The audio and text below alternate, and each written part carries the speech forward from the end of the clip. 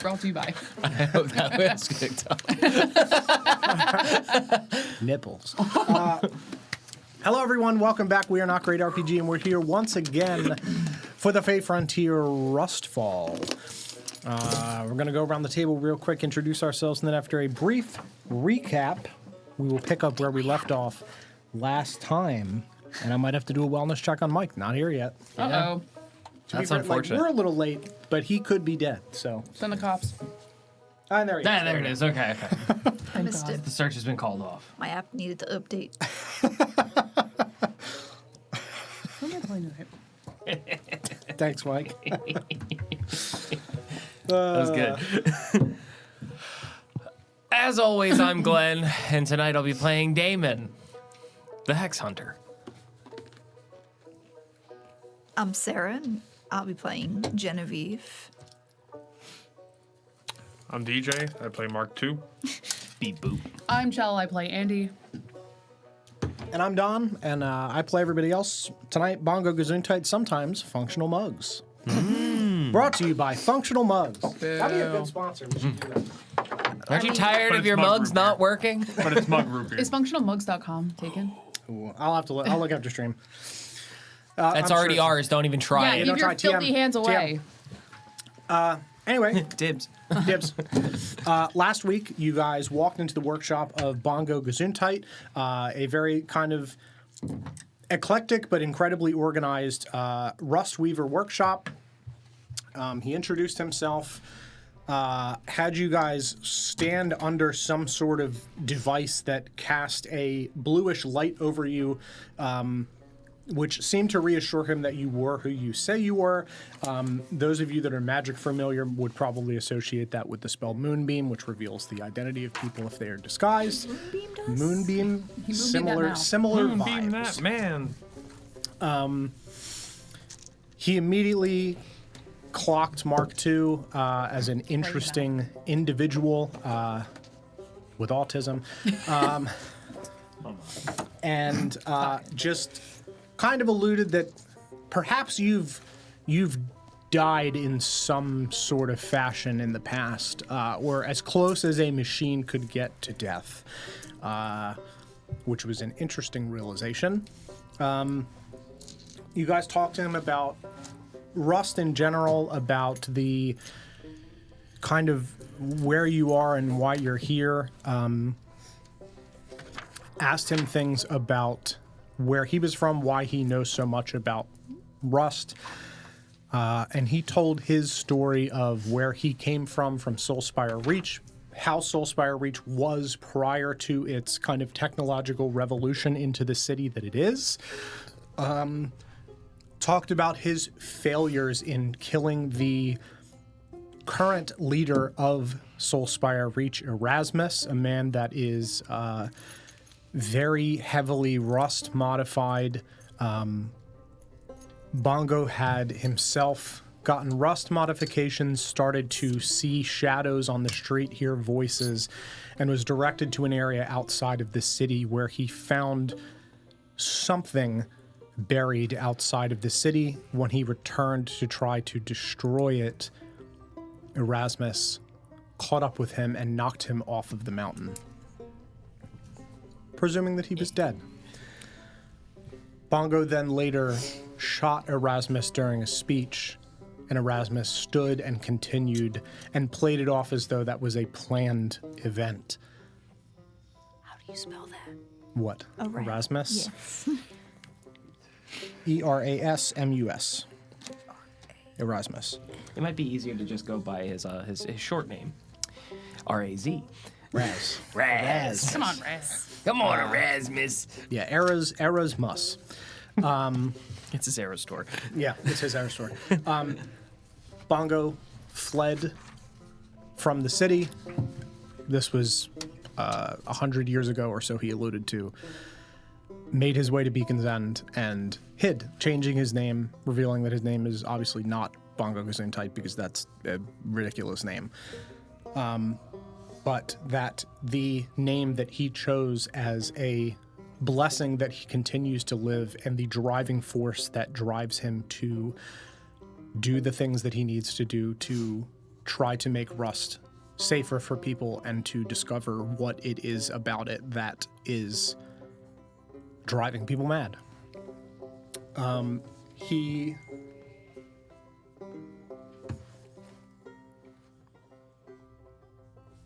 is what? Don't even worry about it. What? Don't even worry. All right. I'm lost. Bongo. Oh. Fair. Bongo, for the Rust devices that he makes, puts in a kind of release valve for echo should someone feel themselves losing control. And that's something that he has offered to do. He did do that for Andy with her hand. Don't. Stop it. No. Where's the spray bottle? Yeah, we gotta get a spritzer. Now I want to know what he was thinking.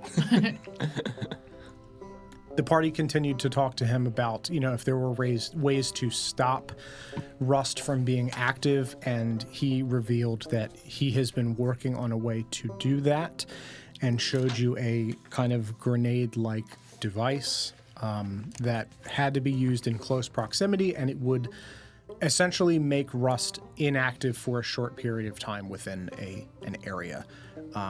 That they are expensive to produce and difficult, and the resources for them are limited. The party went back and forth on the justification of Daimon getting Rust installed, with Mark II alluding to the fact that he believes that despite being a machine, that someday he will die, that he is learning what it means to be sentient and to be a person, and that he has no reason to believe that he will not die someday, and that he does not believe that Daimon should push himself past that point and put himself in further danger as a result. The party debates this. Daimon has alluded that he is still planning on doing this, and begins to tell the story of how he has seen things and is forgetting memories from where he came from.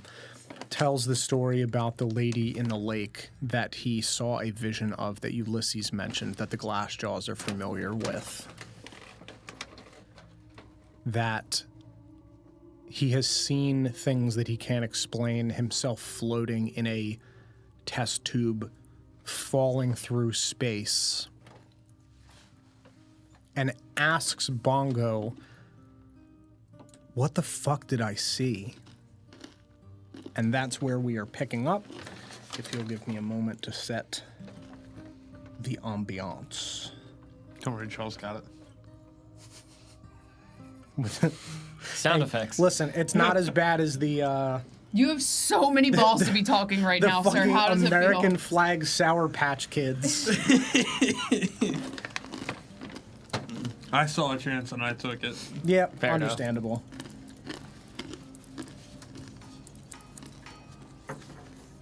Lights.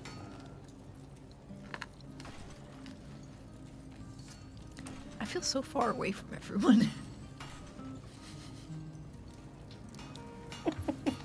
You're not jammed in between people. Yeah. It's because you're on a corner. You're not typically on a corner. Yep. So Daimon describes this and says, what the fuck did I see? And Bongo just tilts his head.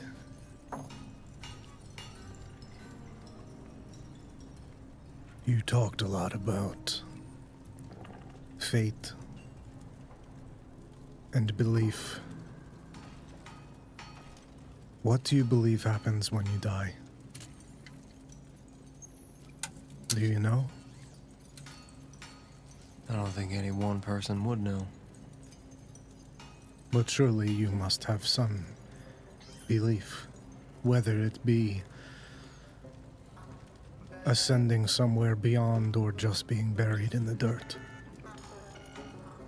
What do you believe? I believe that everyone has a soul. And when you die, that soul goes somewhere.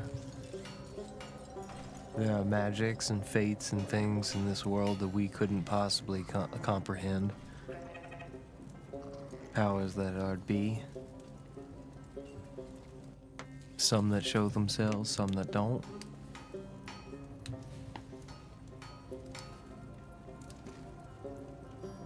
I believe that when we pass, that the soul is given a chance to go wherever it's going to be happiest. If they are found deserving.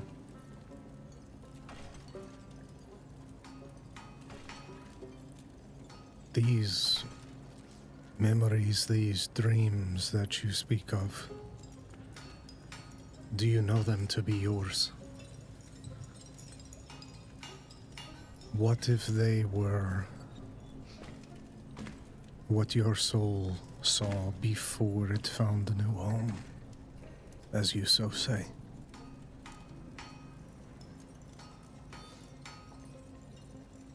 Maybe you are from here. Maybe your soul is not. I have pondered for a century what it means to live.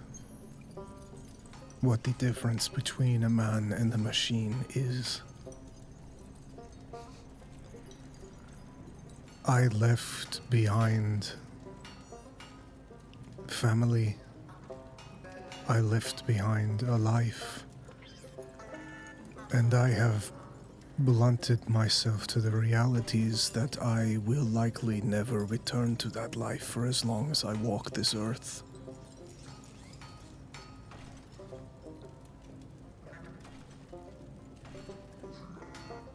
The memories that I left behind, the remnants of my soul,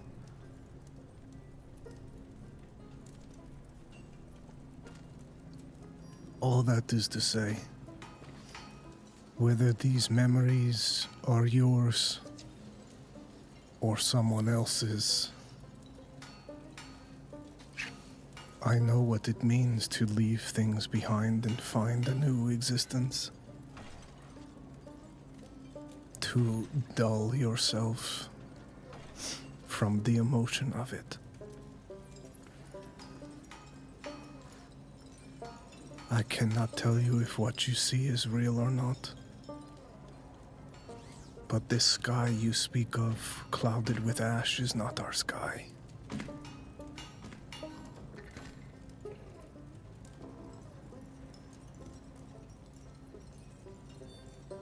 I guess I'll find those answers one day.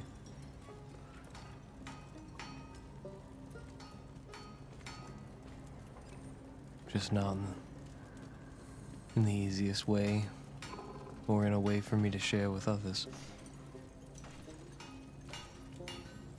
I understand this. As I alluded to, there are very few people that have heard my story, and I apologize for perhaps oversharing, but it has been time since I have been in the company of others that I am able to share these things with, things that I have not talked on for many years.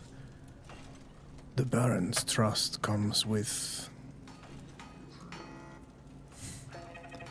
privileges is not the right word, but almost a comfort to me.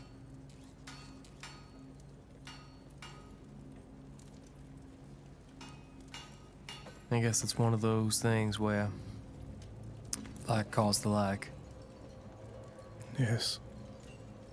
and people find each other the way that they were supposed to. And that trust is just another bond to get them from point A to point B.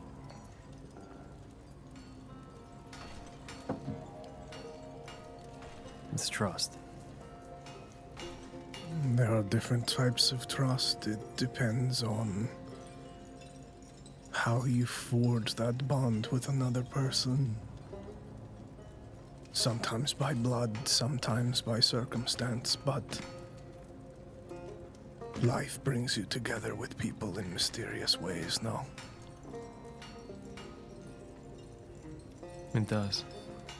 I can tell by the way that you speak to each other that you care for one another, even if it is only circumstance that has brought you together.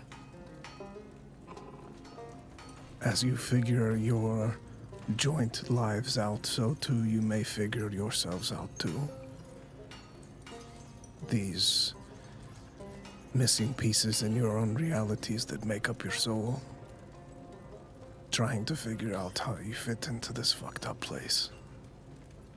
Whether you're from here or not is irrelevant. None of us here truly have a home. We just survive. I suppose you're right.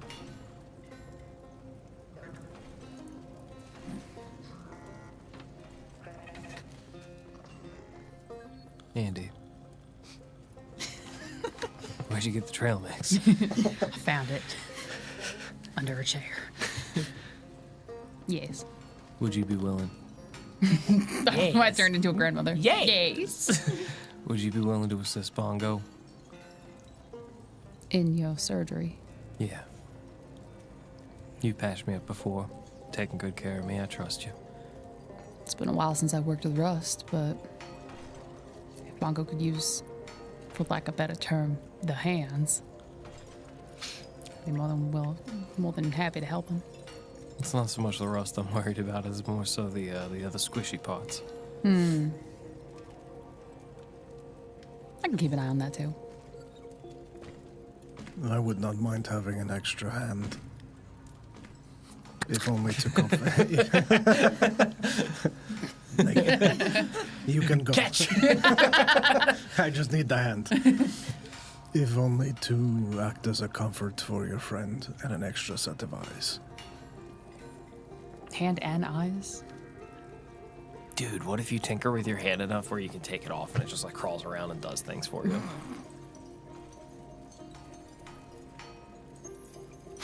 Call familiar. Barry could have figured that out. My brain just is like hyper fixated on there's like a childhood cartoon where they're like, can someone give me a hand over here? And I think it's like Buzz Lightyear. It is, like, yeah. tosses his arm and he's like, ha ha, very funny. It's I think literally Toy Story. from the like the bloopers. Oh, it is, yes. That or it's. We don't need to get into this right It's now. fine. Well, that's why I was like, I think it was the Mrs. Nesbit scene. It might have been Yeah. the Mrs. Nesbit. yeah. And it's like flopping around. Yeah, I'd be more than welcome to help you out. Have you ever had a surgery before? I mean, I've patched you up back at the monastery, but this is a bit different. Been operated on, yeah. It wasn't my first time getting all shot up when we met. Fair. Having shot, stabbed, dragged behind an animal. That was just in the waiting room. What kind of trouble you getting up to? All sorts. Just looking for work.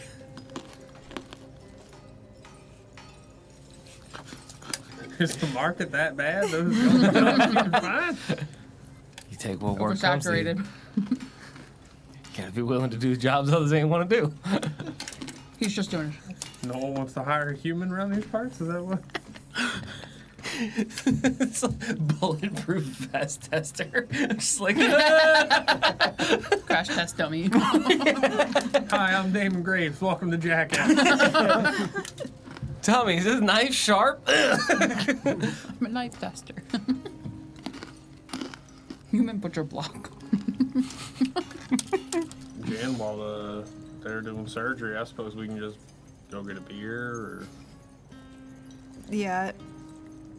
I don't want to stick around for whatever Yeah, I don't think they need whatever us this here for is. What body part are we doing this surgery to again? that. All right, well, y'all have fun. Best of luck. Yeah, that's not my problem. my penar. Everybody knows the fortitude's in the gooch. The Portagooch. Goose, shut your mouth. I hate you. You know what? I'm leaving too. It is not an individual part. It is pieces of him. Something to shock the system. It is not as if we are replacing a hand.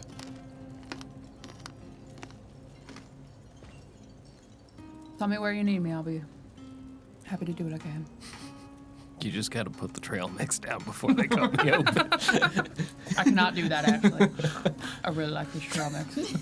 It's Very like that tasty. scene in Archer when they're trying to give Ray new legs, and Pam's sitting there with the beers.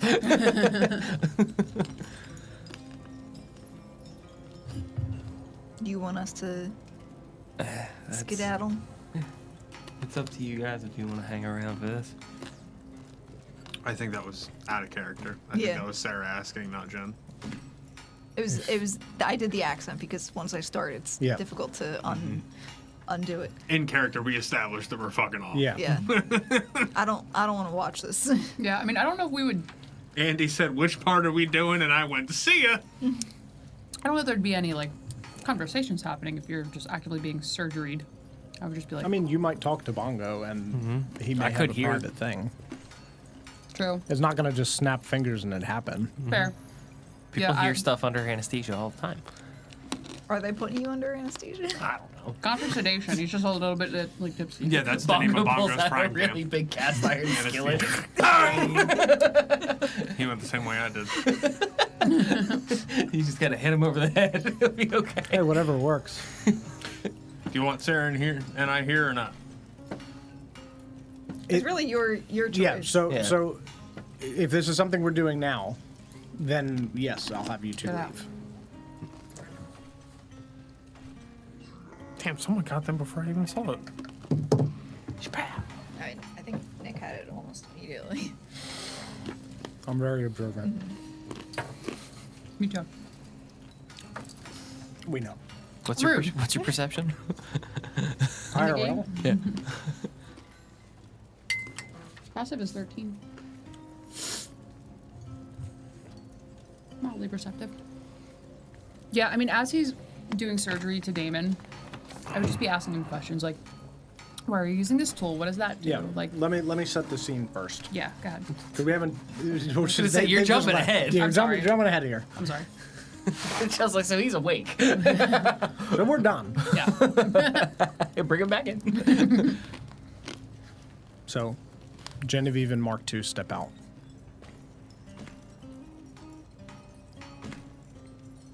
If you are certain that this is what you desire, then we can begin. Let's do it. Okay. Follow me. He walks through this workshop and walks over to a panel which he puts his hand on, and it seems to scan the outlines of his hand. And a floor panel opens, and there's a set of stairs that leads down into a lit stone hallway. And he steps down these stairs and continues into the hallway. Maybe we're following after him. After you. This door closes behind you. The sounds of the workshop,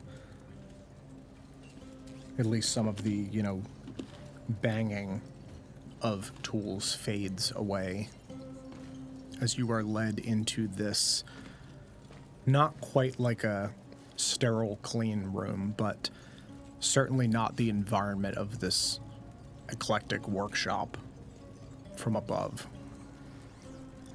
And he leads you to a flat table in the center of the space with numerous rust tools and cabling hanging down from the ceiling, a large rust light snapping on, illuminating over the space. Up you get. Climb up on the table. The idea of surgeon tools like hanging from like a magnet where they just like clink them back up to the top is such a cool idea. I was thinking like a dentist's office. They're all attached by wires. Yeah.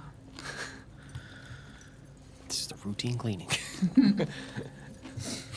Anything that you need to say before we begin?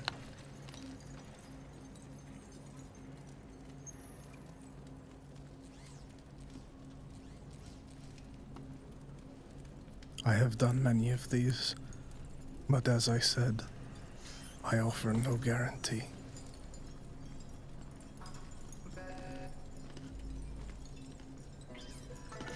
I'll be right back. Put you on the flippity flip. Later, world, suck my ass. Final words. I understand. I look over at Andy.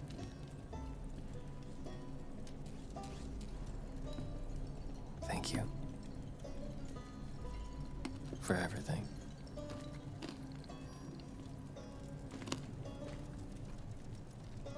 I don't think I've ever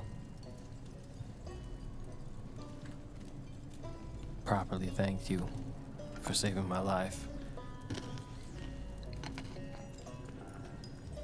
And I don't just mean when they brought me in.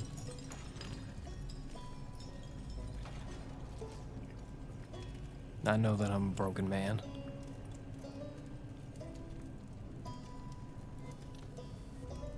And I know things look pretty bleak for me right now.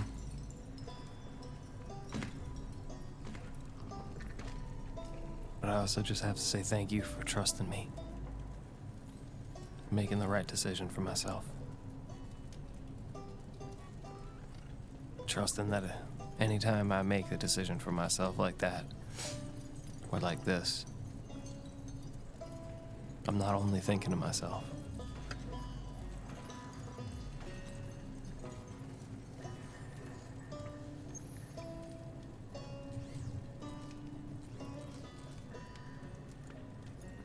You know,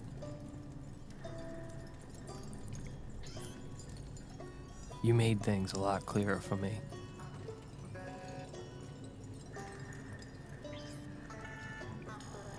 You gave me purpose down here.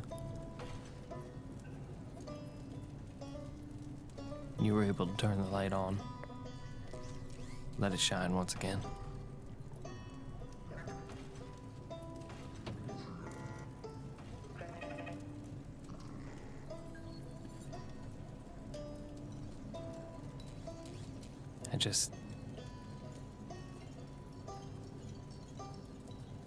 I don't know how to say it. Figure it out when you come back. You're gonna come back. You're Daimon. This is nothing for you. Yeah. Not a Bongo.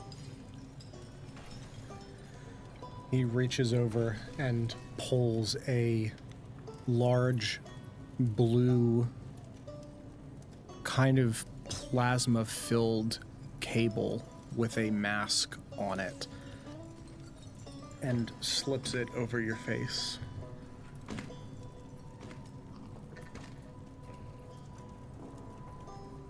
And he just puts his hand on your shoulder as your vision starts to blur.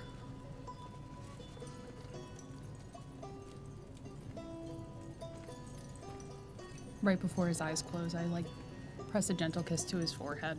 Just like, you better come back. Trust in yourself for your soul to find its way. And your vision blurs out. And I will have you leave for a moment, and then you two are going to swap. I'm gonna drop to 0 hit points. Make 3 death saves. Make a CPR check. You're not leaving, Chell. Where are you going? I would just be me Oh, I don't know. I thought you said we're switching. afterwards. Oh, okay. I'm not gonna fucking talk to myself. The meds are working overtime today. Oh, I am medicated today. Well, Rude. you give Daimon a kiss on the forehead, and he visibly like slumps slightly in the chair. Clearly, whatever medicine Bongo has given him has knocked him out.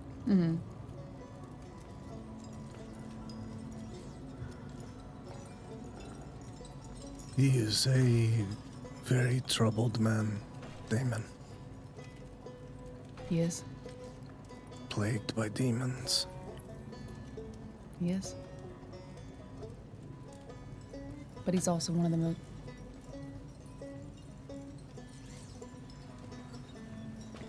What, me? I'm not here. But What are you but looking are. for? What are you doing? Looking for the blowy thing. Yeah, all right. Bye. Goodbye.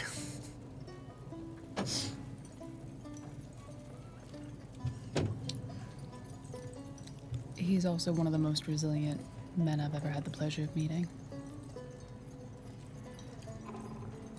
What does he mean to you? After having the floor with the rug pulled out from underneath me, with my upbringing, with having to leave my parents back at the monastery, he's everything.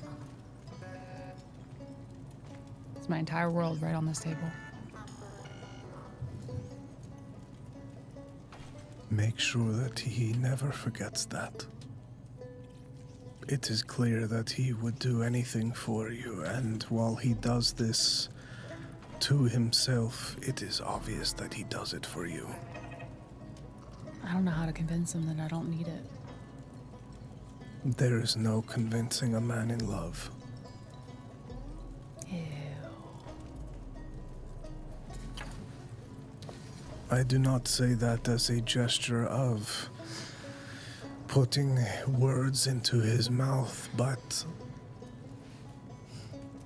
it is rare in this world to find something that you can hold on to and keep during your journey of life.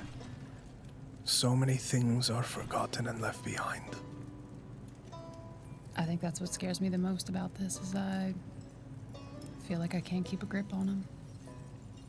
And I'm scared that once I do, like everything else in my life, he's just gone.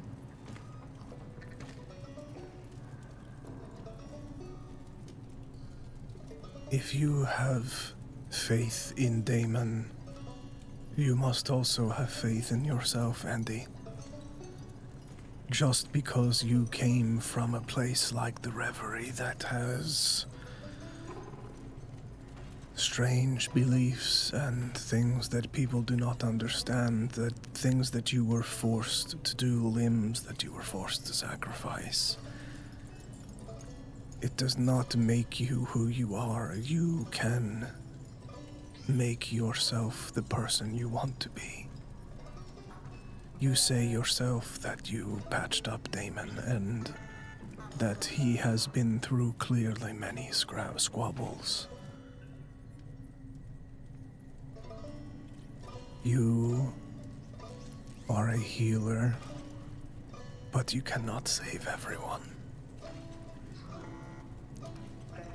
You have to understand that there are limitations, but you must also believe that you have the power to overcome them.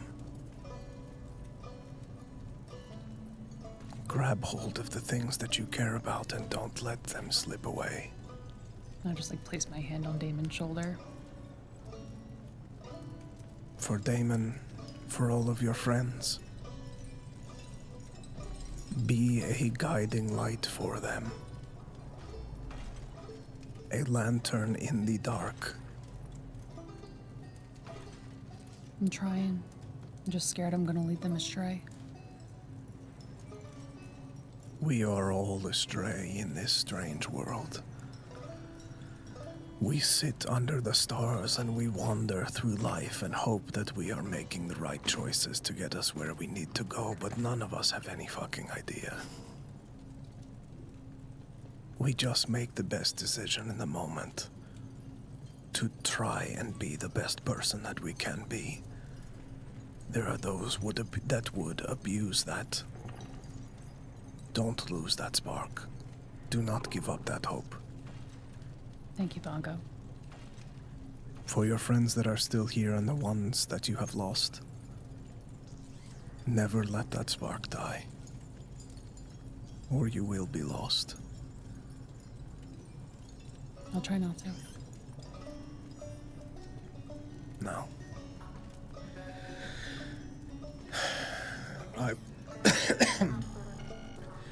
I will explain as well as I can what I am doing. Please trust in my ability. But I will use your skill set too in this. I'll try and help where I can. He reaches up and grabs a, like, corded, almost drill with a flat edge with an illuminating blue light that he switches, and you hear it click. And it gives off a high-pitched whining sound as this light kind of sparks and illuminates. So it is a dentist office. Kind of. Amazing. And he reaches down and places it right here on Daimon, and just begins tracing down, slicing through skin and muscle to the center of his chest,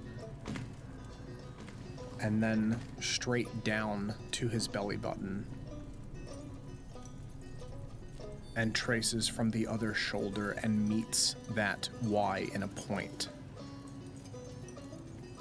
And he pushes this back to the ceiling, and with his rust hand very gingerly places his hand into Daimon's chest and pulls apart the sinew and muscle and skin on his chest and exposes his chest cavity. Place your hand here. He has you hold the pieces of Daimon's flesh open as he goes to the wall and pulls long cables with metal clips on the ends of each of them coated in a twisting of wire. These cables filled with echo. And he reaches down into the chest cavity and reaches beneath the rib cage and connects the wiring, and gingerly clamps these wires in place along Daimon's ribs and up towards the chest, where he places a small metal contact. And he continues this surgery, wiring things inside of Daimon's chest. And on this little metal contact plate, as he folds part of the skin back, he guides your hand to a small little ridge, almost invisible on the contact plate. And he pushes your finger into it, and it flips up and open. If you see the madness start to set in, He guides your hand inside this contact, and you feel a little ridged gear.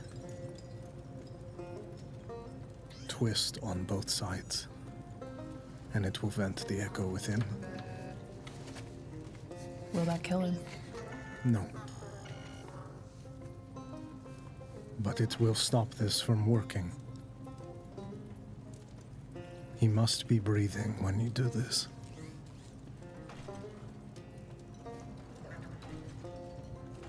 But if you see your friend start to change, that is where this access point is. Hard to get to in the moment, but it also keeps him safe. Same as yours.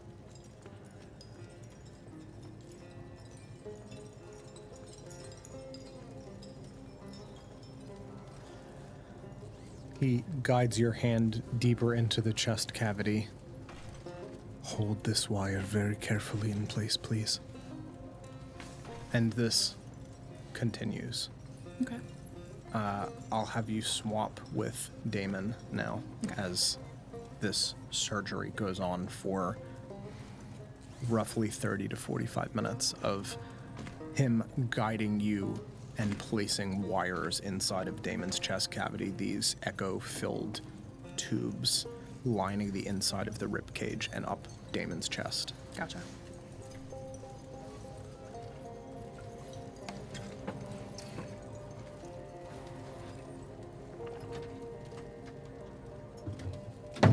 Now it's just me.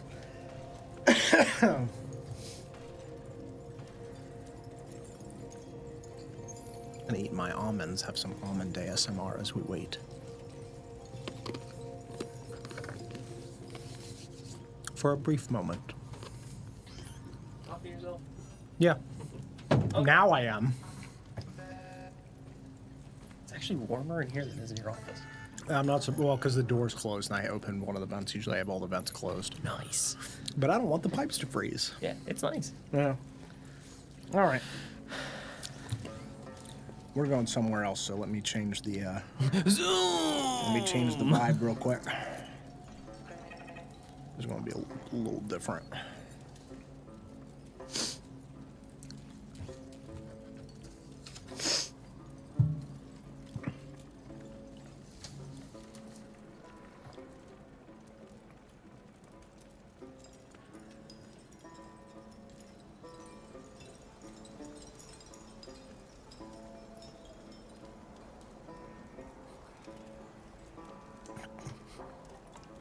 And a train full of wolves. That shit was so When we were funny. setting it up and trying to... So funny. It's like, how absurd could we get? And you did it. I did it.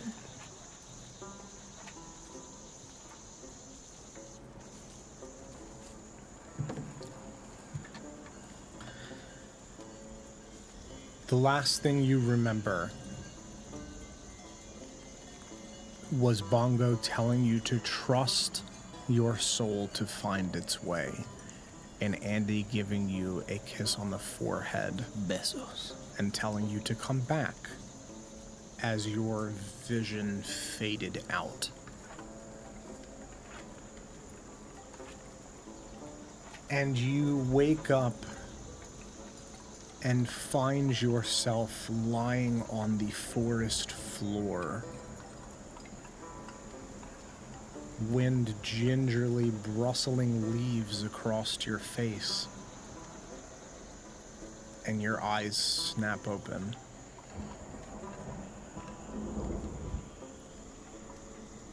Is it familiar forest? I would say that this is a familiar forest to you, but there are pieces that don't quite make sense. Like, this is a regular forest, but there's like a piece that didn't load right, and you're getting like Screen tearing? you're getting like screen tearing, and pieces of the cedar swamp are creeping in out from like shadows of trees.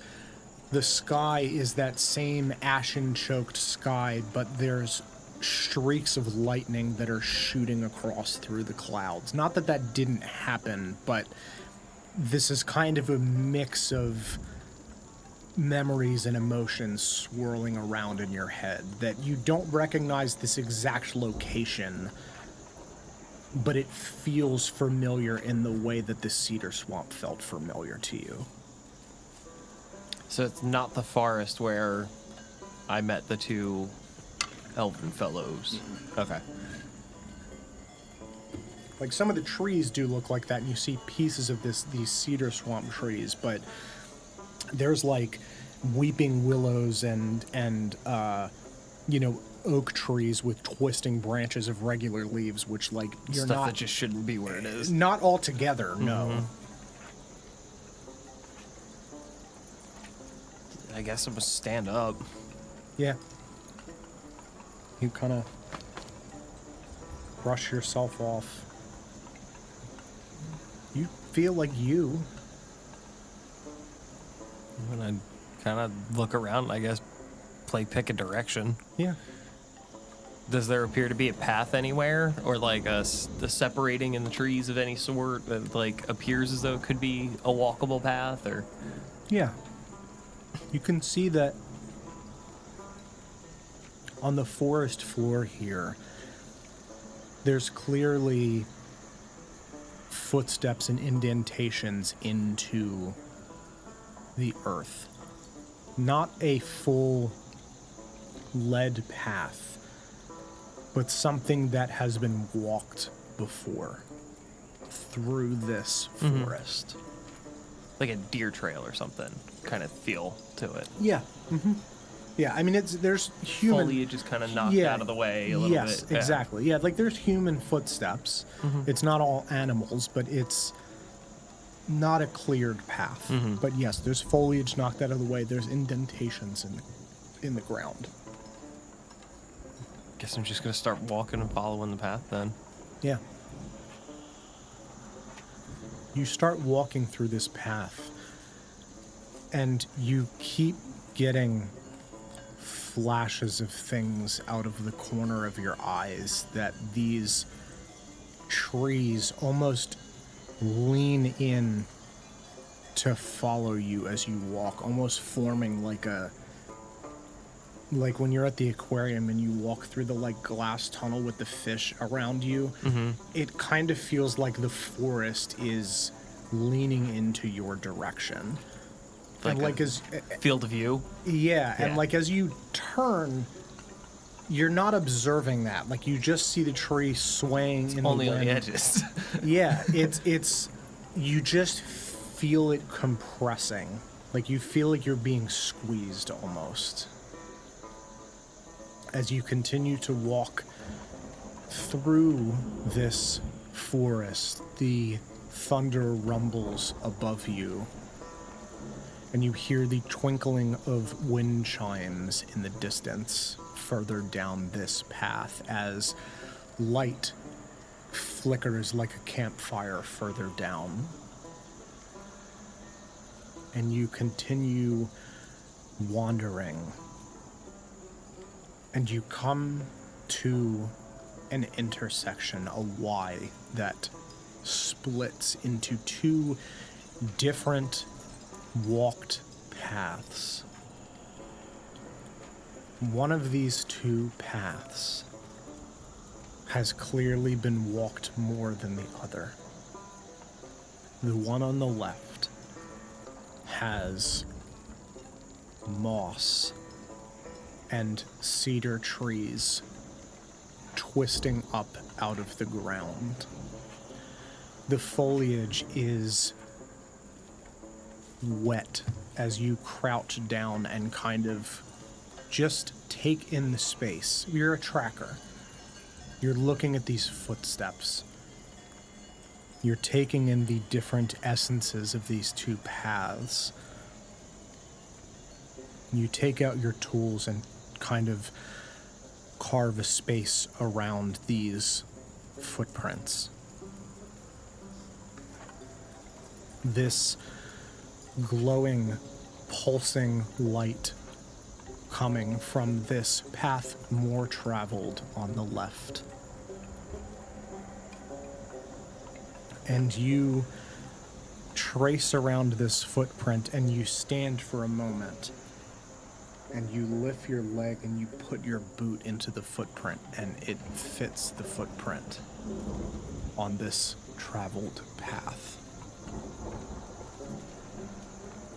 You crouch back down, this other path, as you look down this twisting tunnel of trees, it almost elongates as you look down it, almost pulling you towards it. These trees are gnarled, the bark twisting like birch trees off of the wood. The ground itself is a hard, frozen earth, dried up moss, permafrosted over, but protected from the elements. You can see that these trees, despite being leafless, still twist in the direction of the slight bit of soul light coming down through the canopy. Not dead, just experiencing some sort of strange winter. As if they're protecting themselves. This path, much less traveled, you trace a footprint and lift your boot and put it in the footprint and it fits, same as the other one. This less traveled path, too, pulses with a light in a pattern at the end of this tunnel.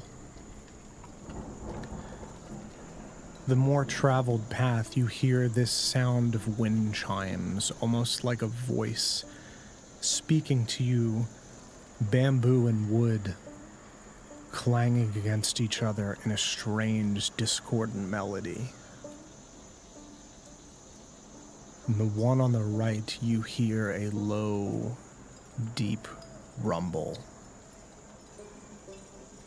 And the flashing of lavender light at the end of this twisting, elongated path.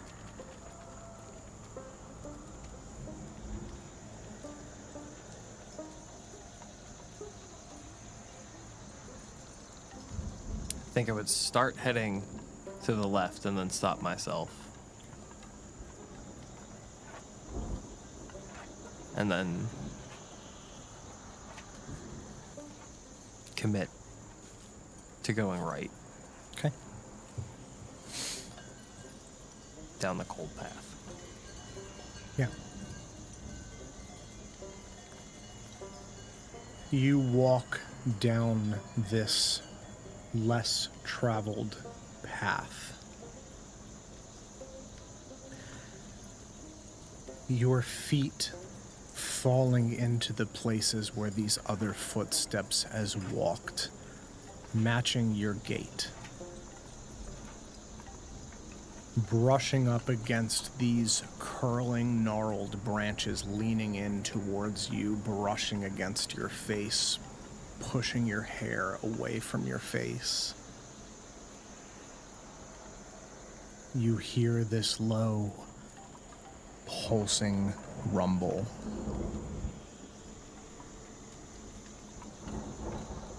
Your feet cracking against the cold earth. And these wind chimes fade to the back of your mind, still slowly clinking in the wind. This sound of hollowed old wood.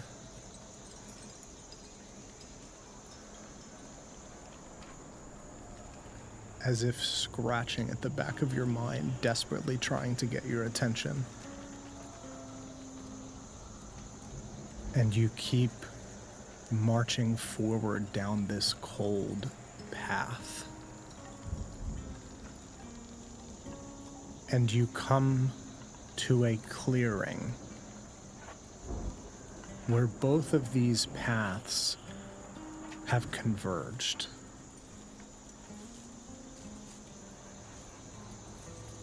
And you are at the edge of a swampy lake. The cedar trees almost folding themselves up out of the ground to meet your view as your gaze rises from your feet.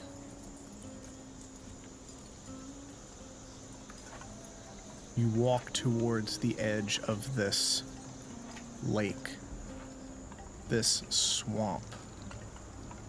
Does the lake appear to be frozen in any way? Yes.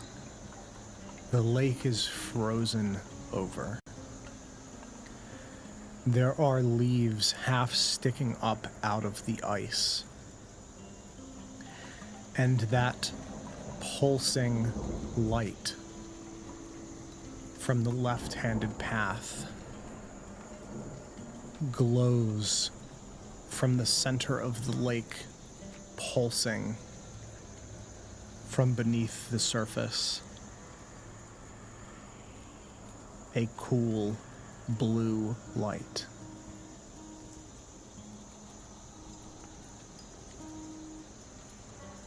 And that low rumble comes in a wave and ripples across this frozen surface as leaves and stones twinkle across the frozen ice.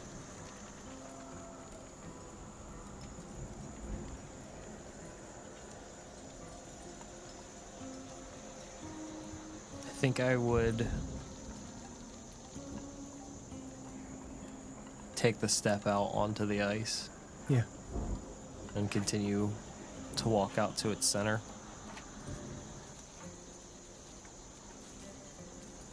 Like driven Yeah. to do it.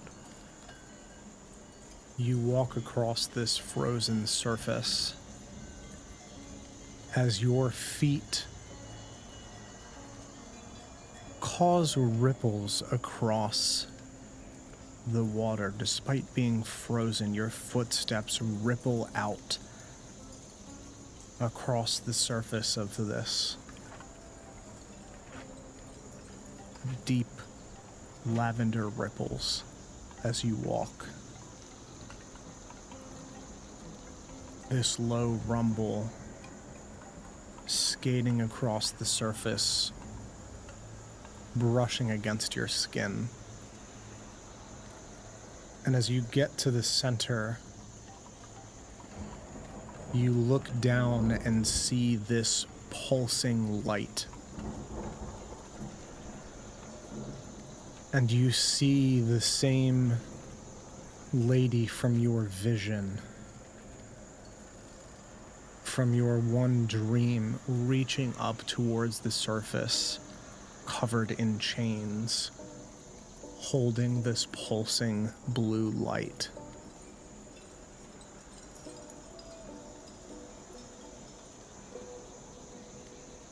Like through the ice. Yeah. Deep down. I would turn and look over my shoulder. Is there any figure standing on the shore in any direction? Daimon looks. This low rumble comes again. Don't see a figure.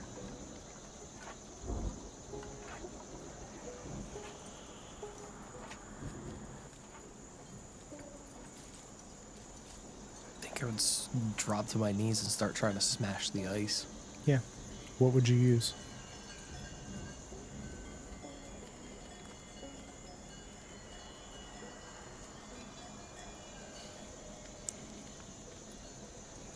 I don't know. Part of me is thinking that I'm just like, I don't have anything on me. Like, I'm just like kind of just in my clothes. So it's like, I think I would just drop to my knees and just start smashing the ice with my hands. Yeah. You crouch and you start bashing against the ice as your hand ripples, these lavender ripples across the surface, and you see very small fractures appearing as this ghostly figure just looks up motionless at you as you slam into the ice. And that low rumble appears again, and you look up and look behind you. And as you turn back to slam the ice again, there is a hooded, armored face in front of you, staring into your eyes.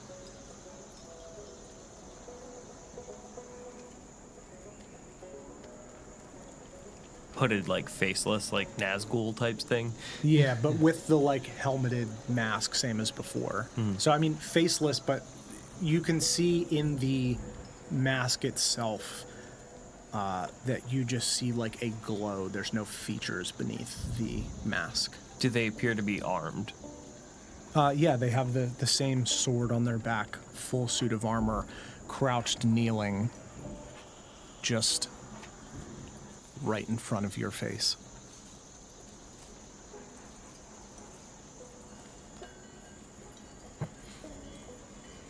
You have to help me. I need your help.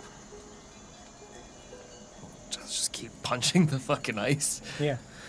You pull your hand back to slam your hand down, and it reaches up, looking at you, just grabs your wrist.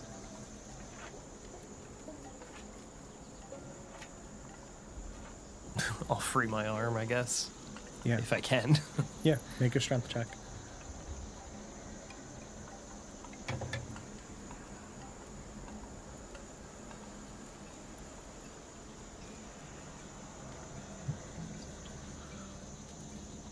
Just a check. Mm-hmm. 14? Okay. You fight to get your arm back, and it holds its grip on you as you pull, staring you down. What do you want? And it, with its other hand, reaches down and just places a finger in the center of your chest.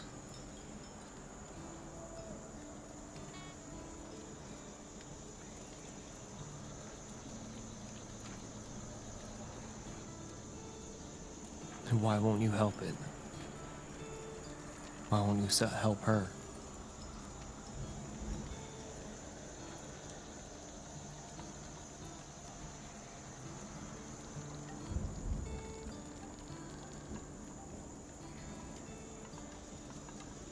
I'm gonna take my other hand and, like, I'm kneeling, so Yeah. I'm gonna just take my other hand and place it on the ice. Mm-hmm. I've done it with my shotgun before. There's no reason I can't do it with my hand. Yeah, And I would cast what I think is Eldritch Blast from my hand. sure. Yeah, make an attack roll.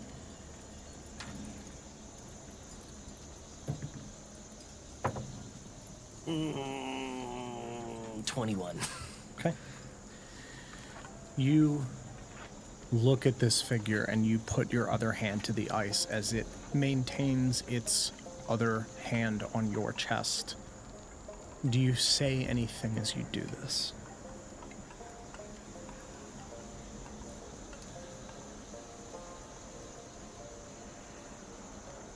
Why can't we all help each other? And you cast what you believe to be Eldritch Blast.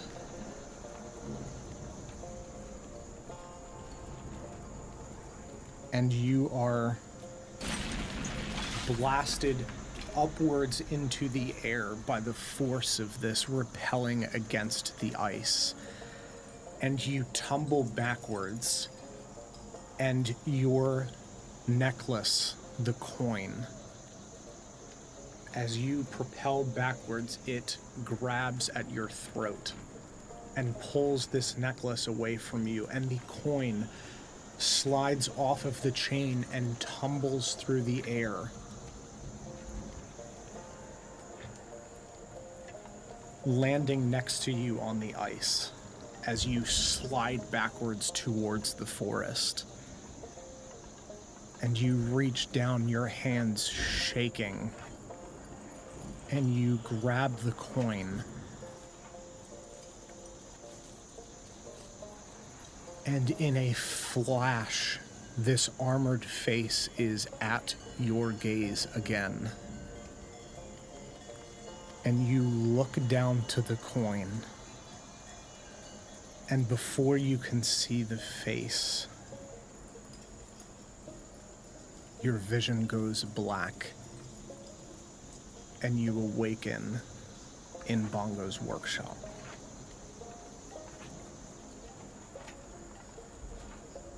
But your decisions there were not meaningless. I'm just not going to tell you what the flip was. Okay. Not flip.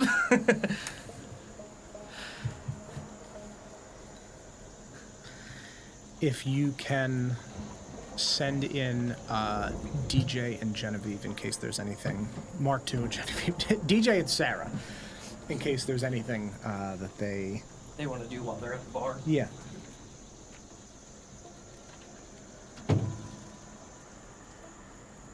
It's a fun time, John. I loved that. That was great. I gotta turn these sounds off so I don't spoil anything. Because they're not there.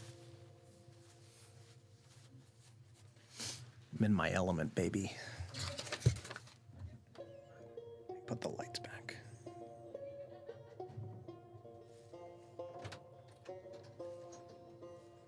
Hey, we're having a great, super fun time in here. I'm just gonna go to the bathroom real quick. I'll be right in. All right. We're having a great, friendly old time. That's what I assumed. Yeah. Really normal. Nothing weird's happening at No, all. Of course not. Well, I'm almost out of hot water, so Well, my carafe isn't going to be here until later in the week.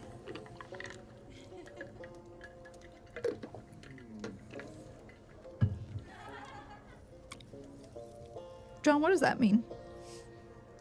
Why did he post that? don't worry about it. What does that mean? No problem. Things are fine. What? You know, almonds are fucking great.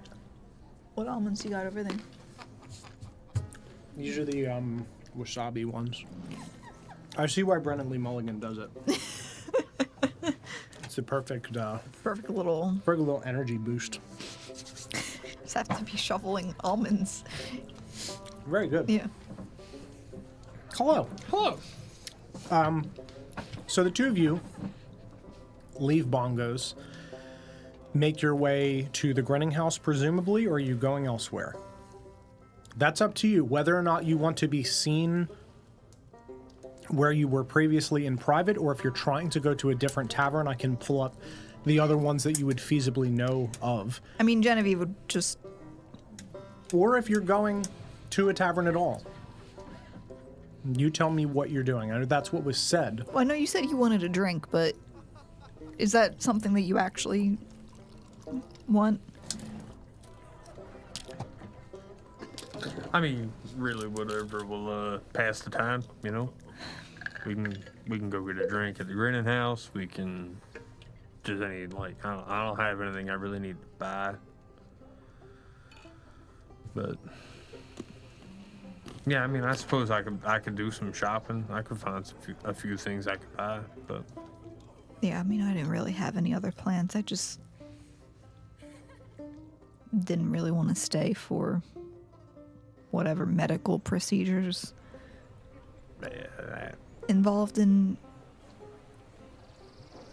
any of that. I mean, it's. I struggle with being empathetic in those moments, given, you know, I don't have a body quite like that to, you know, like, for me, getting opened up and worked on is just kind of like part and parcel of my existence. Goddamn Wednesday. You know, like, I wake up and I go, oh no, I gotta open my knee. So, Is that something you have to do on a regular basis? I mean, you know, sometimes joints need adjustment. Nothing too in depth, but Well, I mean, same is true for the fleshier bodies, but unfortunately we can't just open them up and fix them. Usually involves some amount of stretching or popping things back into place. Yeah. So I struggle with being empathetic in those moments. So I figured they wouldn't want me there because I'd be like, you'll live, you'll be fine, because he might not. And that's not typical out of, my experience. Open them up. So yeah, we can just go get food, kind of kill time, and then go back. What were we doing before this? We were just at the Grinning House and then we came here. You guys were at the Grinning House In Morgan Lux's room. In Morgan Lux's room, Yeah. found the strange device that seems to be leeching power from rust objects, and then went to Bongo's while the Baron assembled the people in order to do a resonance seance with Chime. And we went to Elias Varn's office prior to coming here. Correct. So you're in the Narrows currently. That doesn't mean that you can't go above ground. Depends on what you're looking for. If you're looking for a particular shop, I can direct you to a litany of shopkeepers that I have set up. If you're just looking to, chat between the two of you and discuss everything that's going on, Yeah, whatever you two would like to do. I just want to give you the space to role play between the two of you. I'm probably just looking to pass the time. We probably should have asked how long that would take.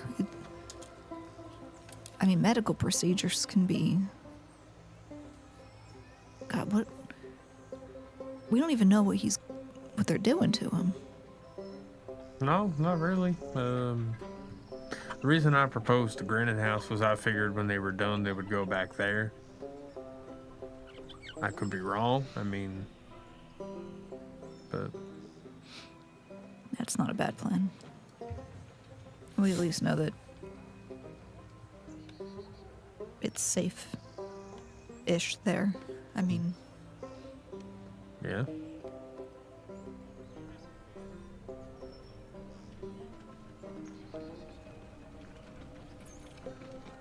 Yeah, I guess we'll go to the Grinning House. Okay. Works for me. To the Grinning House we go. Yeah. And did you have anything in particular you wanted to talk about in character, or? At the mention of the safety of the Grinning House, Genevieve's demeanor changes quite a bit. I will say that you guys walk in, find a table, and just a reminder that these tables are private. There is some sort of magical covering around them that makes it, when you're trying to listen to other people's tables, that it just is faint gibberish. So the privacy is not having private rooms, just for clarity's sake, since it's been months since we've talked about that particular feature of the Grinning House itself. But we'll say you guys are at a table and have your drinks. Find a table that's a little bit covered.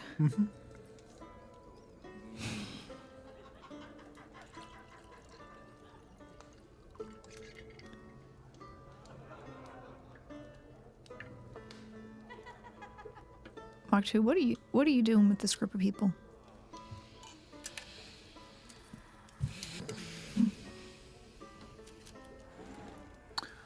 Well, I was at a bar one day. I was, not supposed to be at a bar. My handler hadn't realized that I'd become, aware, conscious. So snuck out from the stables that night, the fighting stables. Found myself at a bar in town, the outskirts of Las Vegas, Las Vegas, when Daimon and Andy kind of came wandering in, talking about, their next adventures and the lives they were setting out on, and I saw an opportunity to hitch my wagon to their horse and get out. So I took it. That was about a year and a half ago. Haven't seen much reason to stopped traveling with them since. Are you on the run? Like, are they looking for you? I mean, maybe. Not that I know of. I mean, no one's ever confronted me and been like, hey, you're Mark II, you know? But I also, you know, while I was fighting, I wasn't fully aware yet. So I don't know how popular I was, really.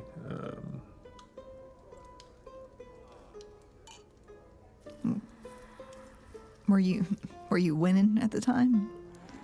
I won my fair share. You might have a target on your back that you didn't realize. Maybe. You know, it's not something you ever had to worry about. But, you know, when I was single purpose driven, you know, didn't have to worry about people feeling wronged by what I did. It was, what else could I do? That was what I did. Interesting that it's only after I had the option to choose otherwise that it became hurtful, you know?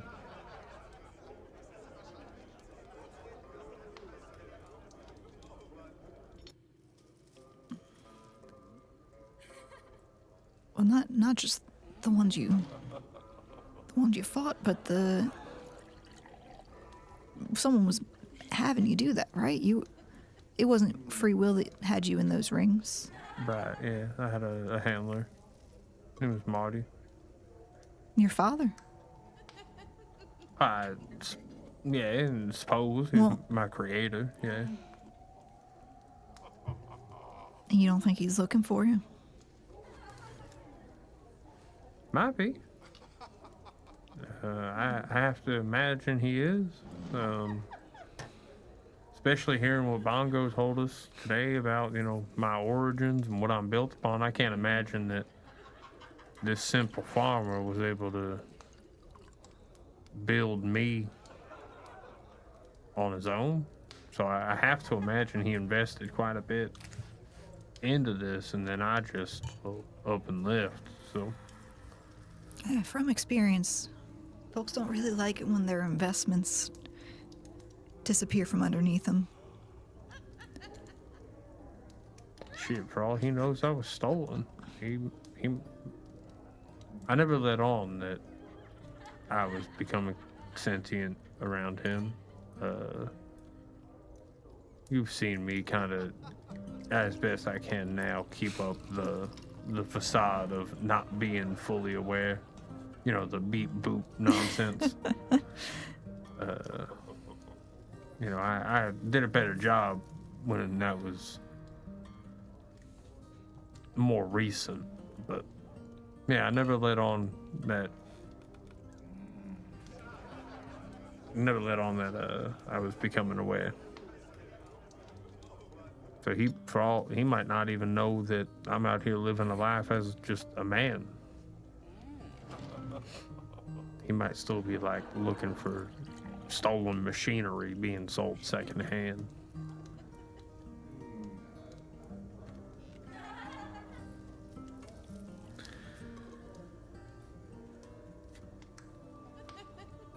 Would he recognize you if he saw you?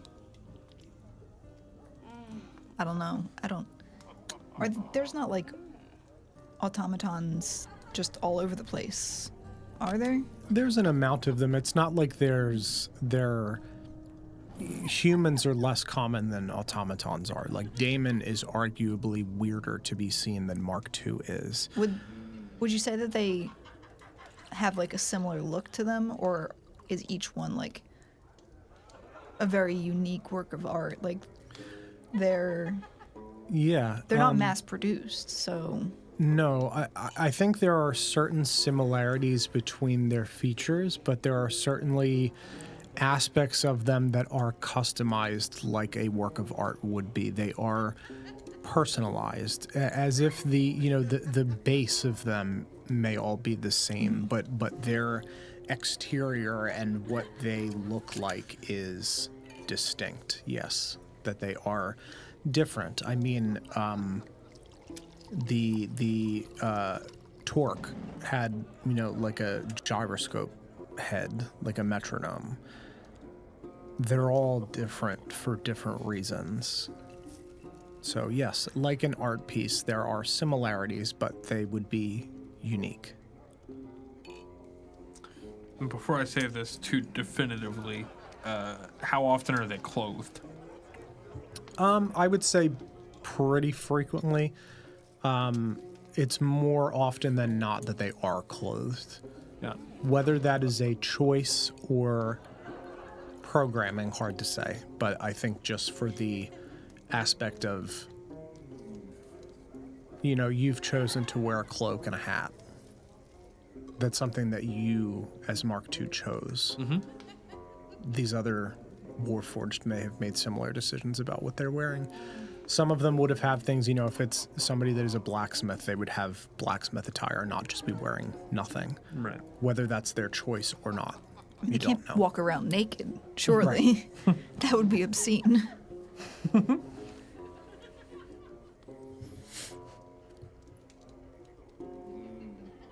Listen, it sounds like if anyone's going to be after you, it might be just this one man. Maybe, yeah.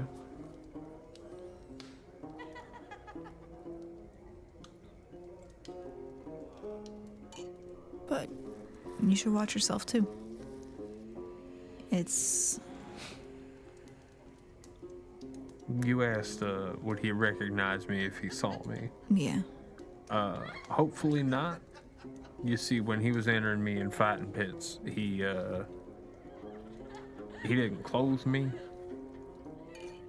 You see, my armor is not exterior, like it's already here. There was no need to put armor on top of it because the armor's already here. So he would just, as a show of power and,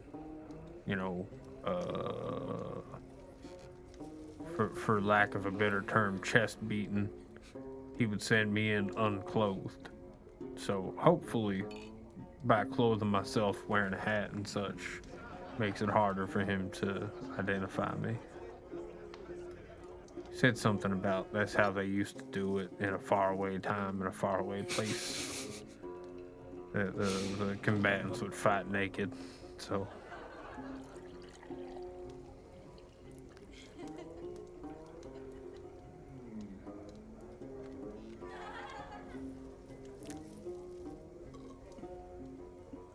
Just keep an eye out.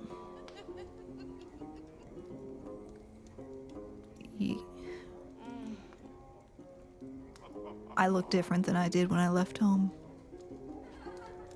Yeah.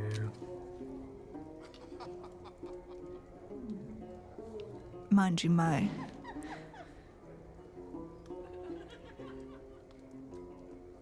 family has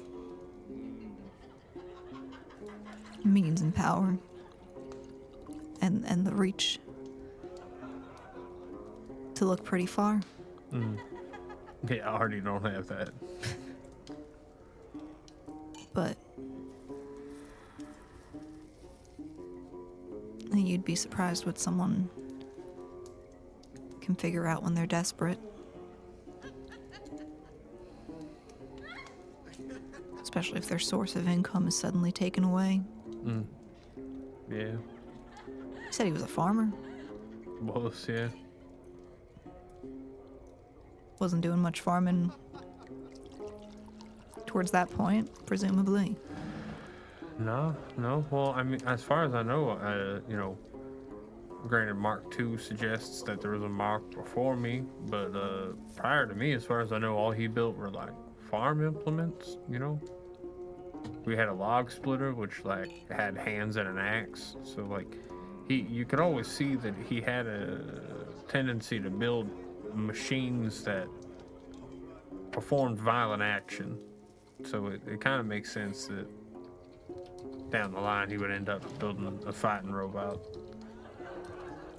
I can't help but wonder what a man like that would what did he get his hands on to lead to me?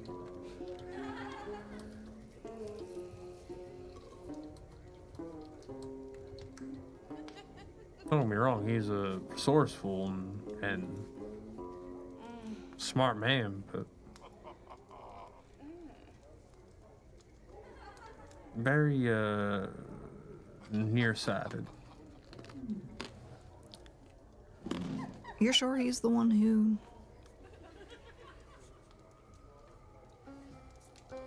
made you Mark II? Yeah, my first thing I remember, you know, I remember a lot from before I became conscious, but one of the first things I remember is my eyes coming online and him standing in front of me.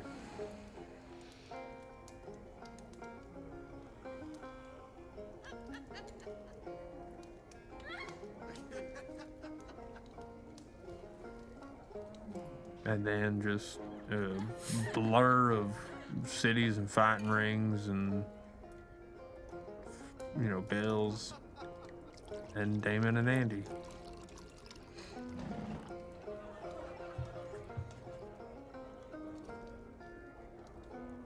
Doesn't really sound like much of a farmer. No, not after he made me. But his farm had dried up long before I came around, as far as I know.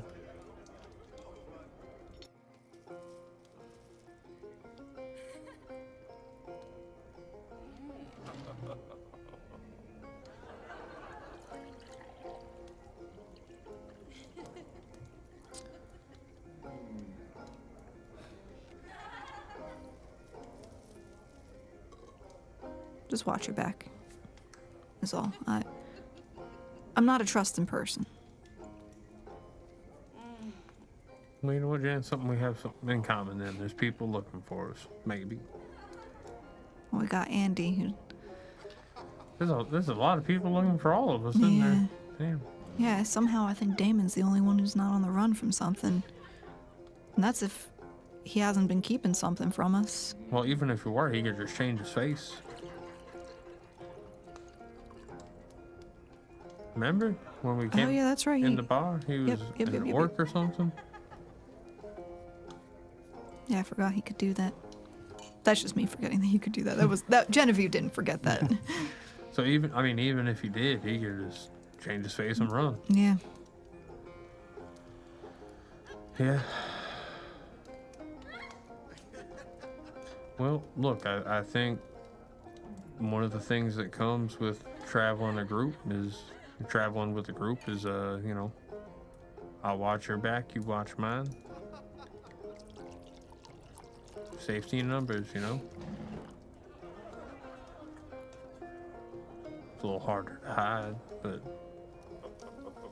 a little harder to come for us at all. More people to know we're missing.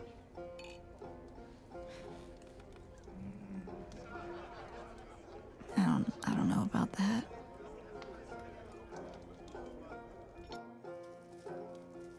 Numbers didn't keep Ulysses alive. We're fewer now than we were then.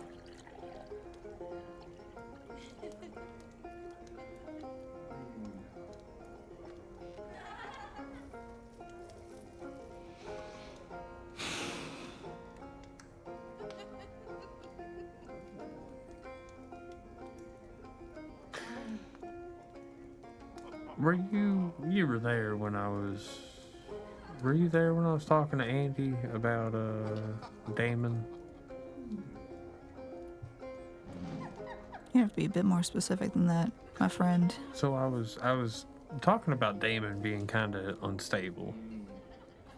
And specifically, you know, I had referenced him becoming an orc and kind of hiding from us.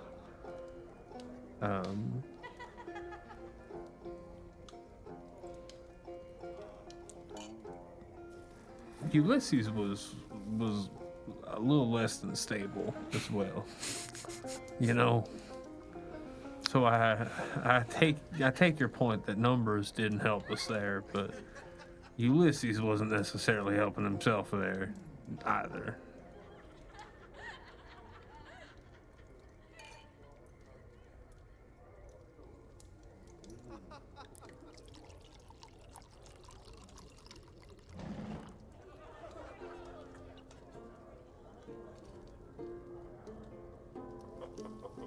I don't know. Y'all could have just let them take me.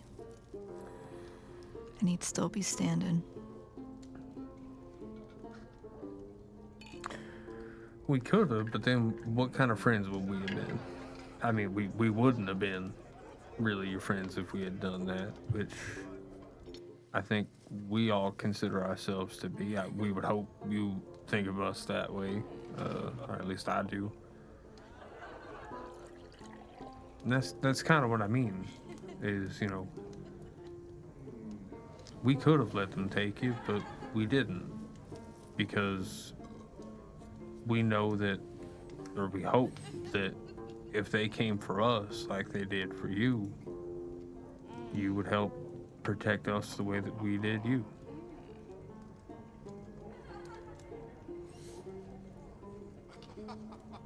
Even if that wasn't true at the time, it may be now. And you know, you're not under any obligation to do that either. You know, I understand that our battles before we started traveling together and our pasts aren't what you signed up for, but I can't help but think that if they were taking you by force, where you were going was somewhere you did not want to be. And it wasn't right for me to let them take you for that.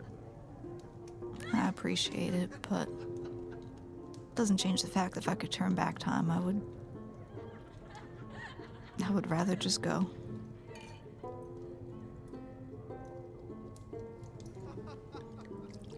Because Ulysses would still be here. And you know, he probably would have somehow found me. He knew what was going on.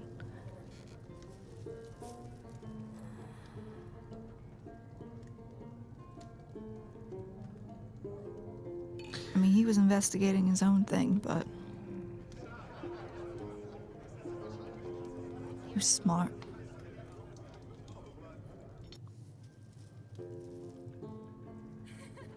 Every bit of information we found, that I think he was picking up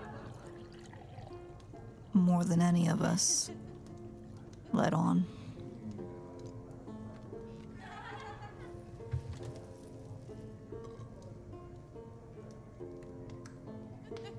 Yeah, no, I definitely see that.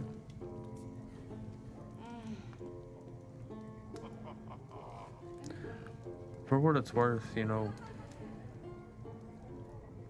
if we had just let them take you, sure, Ulysses might have still lived, but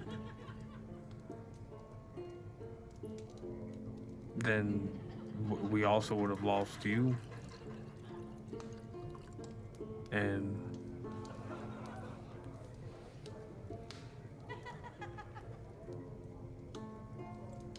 we're picking up the trail where Ulysses had it. Sure, we're not detectives.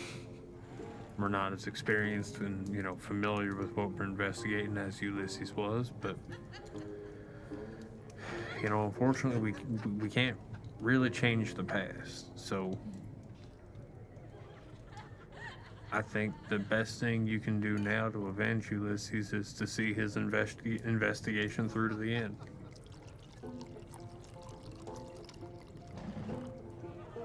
I can certainly try, but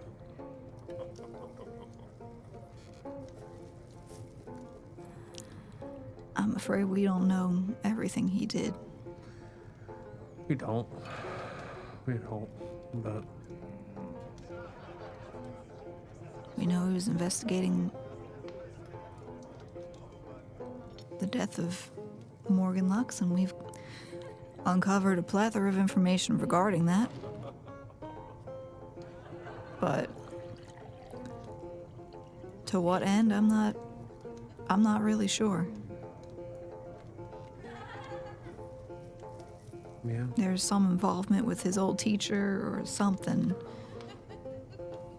Well, we do have Bongo coming over he's coming later. Oh, that's right. Actually, we know for a fact they're coming back to the Grinning House.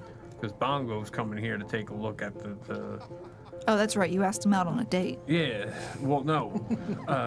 No? I asked him to come look at the weird, like, thing that I had found. Come look at my box, please. Yeah, that. No. Yeah, I was there. I'm pretty sure you asked him out on a date. No, it wasn't meant to be a date. It was meant for him to just come, like, take a look at this weird, like, screen thing that I had found. You might want to clarify that with him. Does he think it's a date? I thought it was a date. Oh, man. Oh, not again. All right, no, I'll clarify. But no, he's coming to take a look at the object we found. That'll give us a lead, you know. I know we have a lot of questions unanswered right now, but... I'm worried I don't have the right questions, let alone the answers. Well, you don't know what you don't know. That's the problem. Sometimes... Ulysses knew all the things. Sometimes finding information will lead you to the questions. We just got to find more information. And then the questions will have context, and you'll be able to form them. I appreciate your confidence, my friend. I think between a man not from here who can change his face, a tiefling woman, a robot man, and a lady with one robot, with one metal hand. These are the features that I know about the companions that I am traveling These are with. the friends that I have. They are Metal a tiefling hand, woman, man face. Man face. a human man. I thought you were saying metal hand, man face. No, metal hand, man face. Okay. Devil woman. Whoa. These are the facts I have stored in my database. Yeah, but once we have Bongo take a look, I have some more leads.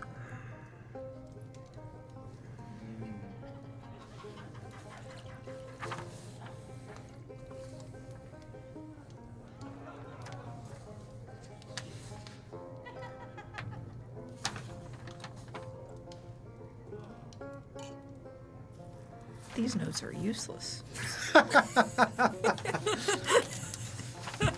That's good.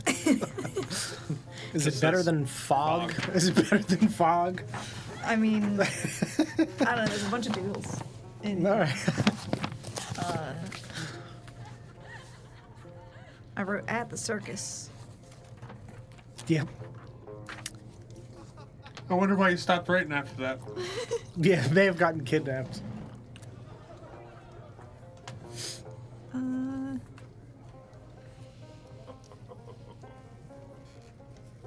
Oh, that's right. We saw something. The thing about the dragon is not a metaphor. I really gotta start crossing my T's. Anything else you guys would talk about? Otherwise, I'll have you swap back with both of them. And then I will bring you back in once he awakens and they ferry their way over to the Grinning House. I think we're good. Leaving Yeah. off saying, you know, when Bongo gets here, we'll have him take a look at the thing. All right. And then eating some, I don't know, bar We're in- food? Sure, yeah. Eating some food, drinking some beer. It was a good sound, DJ. Thank you. You alright? Yeah, I was doing Well, yeah, I figured that. No, he just makes that sound just generally. Both of them? Both of them, yeah. I'm alone again. A little whip crack action. And then we gotta leave the bar and go back to Bongos.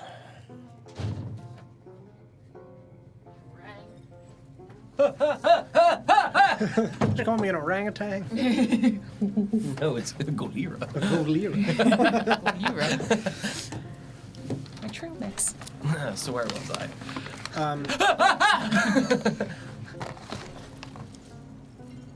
So you finish this surgery with Bongo, and he pulls another tool off of the ceiling with a different colored blade, and basically seals up Damon's chest cavity with this smoking of flesh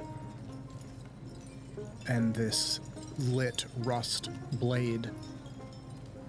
And the only markings aside from a fairly visible scar on his chest are these two right at the collarbone level erect nipples. What do his nipples look like? Never more Do we flaccid. recognize the spectral nipples?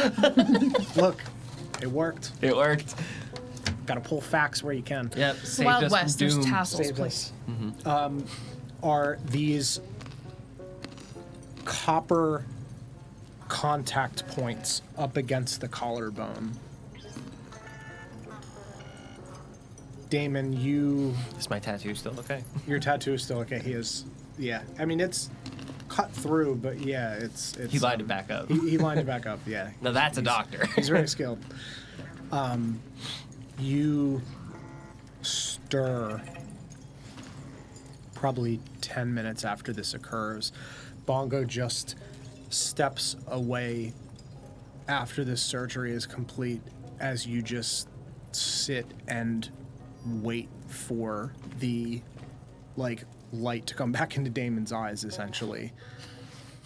And you stir and awaken, and as your vision comes to,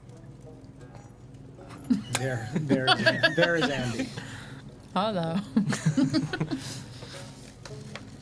So if I'm laying on the table, where are you? Just standing over me? I'm not like that, but like, I'm like, checking to make sure you're breathing and you're doing okay. You didn't pull up a chair to sit next to me? Just standing? All fours just hovering over top of you like a cat. Yeah. It's like this. Bongo, there's pressure on my chest. No, just me. Oh, that's just Andy. She's doing the smell. Food. I do the Carmi, I get like a running start and just like leap at your chest. Food. I'm hungry. Yeah, try this.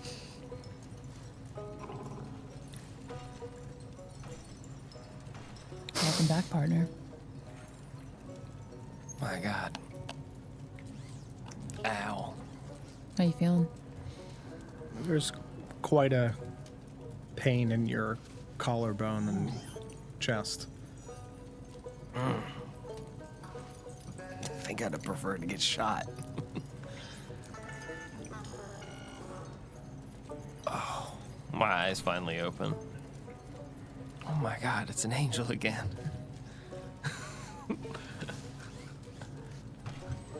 He's out of it. Is that you, God? How you feel, Daimon?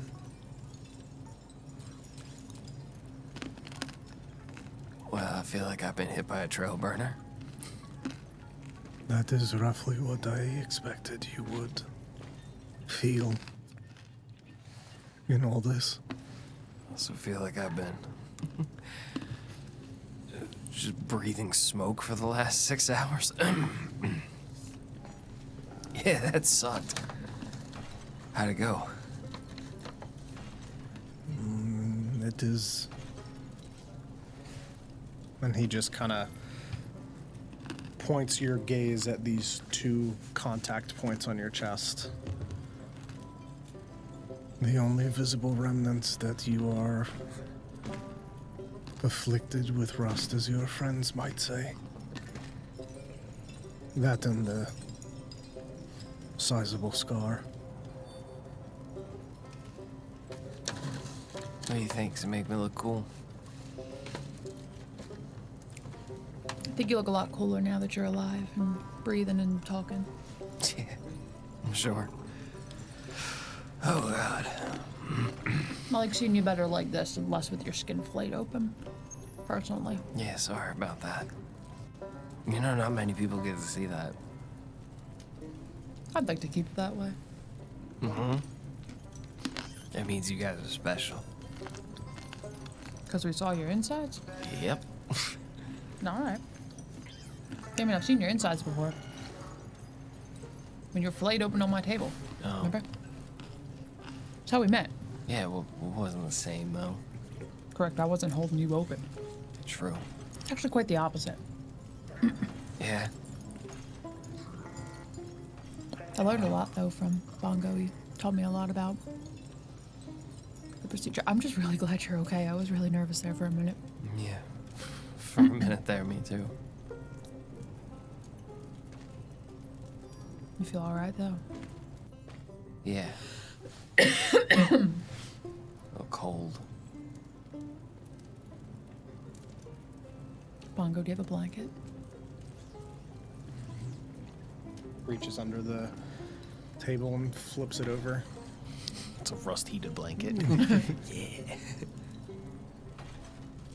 Common side effect of the medication, unfortunately. I'm so cold.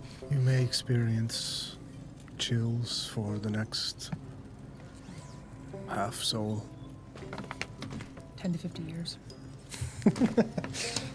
Side effects may include. We weren't successful in the surgery. It looks like you have about 50 years left. I'm sorry. No! You'll never play piano again. I couldn't play it before, but I'll never play it again. Never play it again. Your soul found its way back then, I suppose, if you are here. Yeah. What did you give me?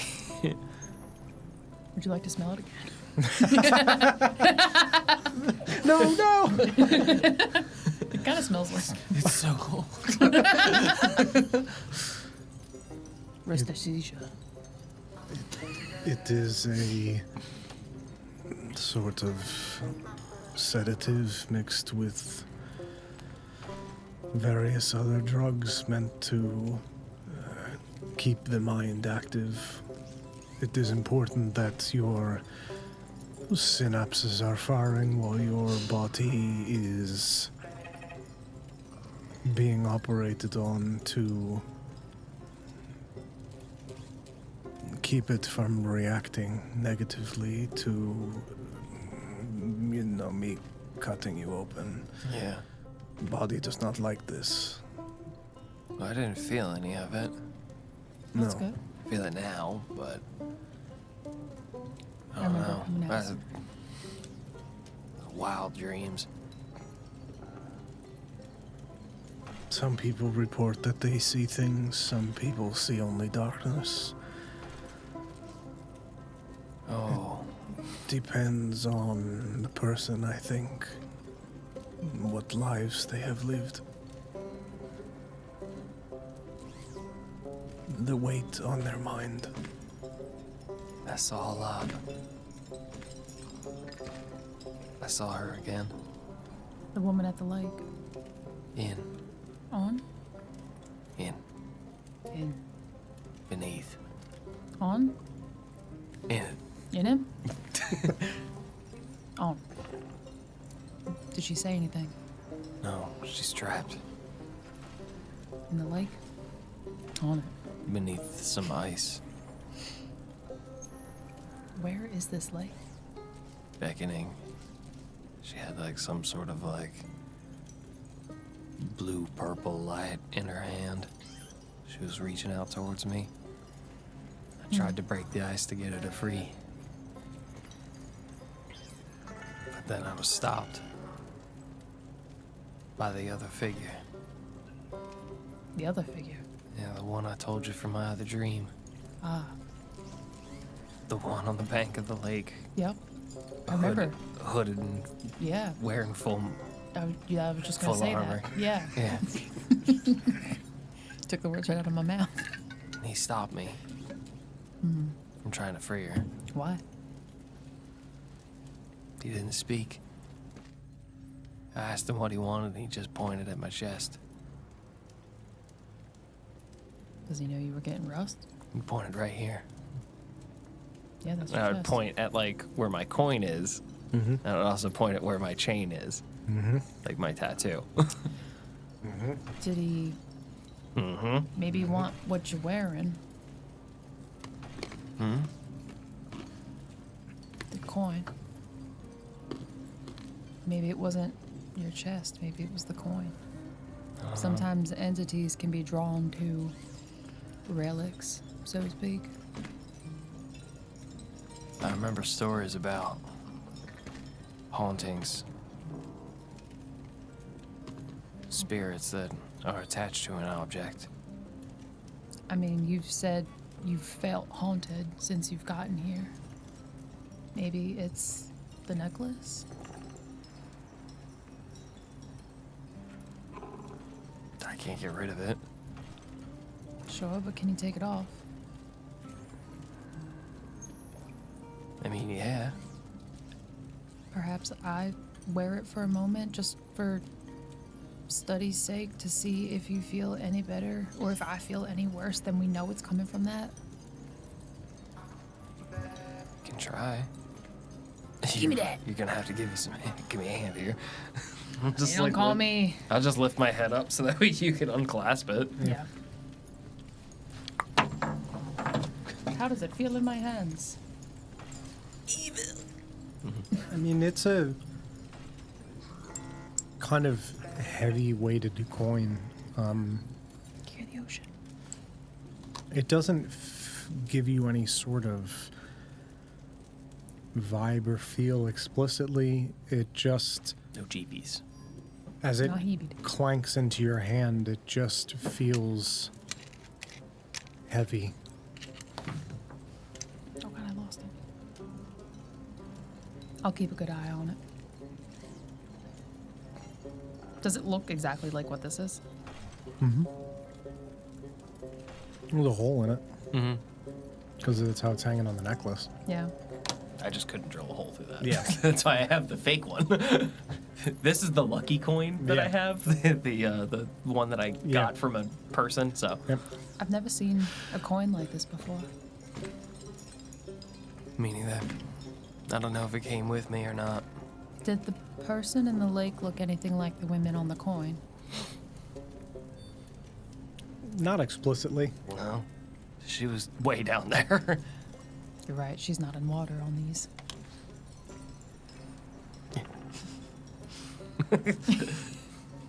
Could be anyone. Who's this bitch? Oh, who the fuck is this? Talking to some other hoes in your dreams? Who's the tall man? Who's the bald bitch? Find a single hair in here. Who's the bald bitch? Yeah, I don't know if it came with me from when I dropped or not. How are you feeling now that it's off of you?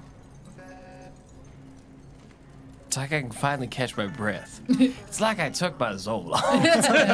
Brought to you by Zola. Side effects may include. You tell me. I would say that from a... I kind of want it back. Yeah, I think that's up to Daimon as to what you feel about the coin. I would say that from an emotional, not even an emotional perspective, from the perspective of like, it's not like there's an instant relief off of you or a weight off of you. Mm-hmm. What Daimon feels emotionally, his connection to that coin and how that drives your emotions, that's for you to decide. I'm But glad I could take this From you. a mechanical standpoint, it's not as if you feel Yeah. a weight lifted or anything. I know how hard it is for you to ask for help, and I greatly You said, "Can I appreciate. see it for but a moment?" I said I'll hold it for you, so you said, don't. "I want to check it out for a moment." Is what you said. You did. I'm so glad, David. You're over here like, "Thank you so much for letting me have this." Eat shit, bye. I'm gonna go pawn it. No, I mean Does it vibrate when she holds it? Mm-mm. Okay. if I can keep this just to keep its weight off of you, it would make me feel better knowing that there was something I could do to help you. It's very frustrating, as I'm sure you can imagine, feeling hopeless and helpless when you're going through these episodes. And if this is what is causing your strifes, even if just for a day, Daimon, I don't think it's a cause. I think it just might be a side effect. Like I said, I don't know if it came with me from wherever I was. I mean, perhaps we can give it a try just for a day. Man, You and your science. there any science behind me holding this coin away from it? Yeah, if you want to try it, you can try it. Just don't lose it, because it is sentimental. Like I said, if it came with me from when I was up before, Yeah. I don't know what I'd do if I lost it. Do you mind helping me put it on? Sure. You can give me that back. No, I don't want to put that one on. You're gonna make me wear it. I can't do things with this hand.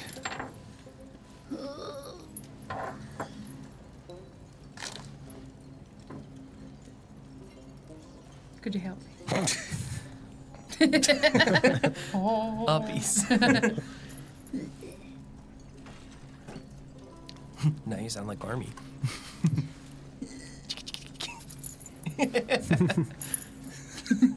Champion.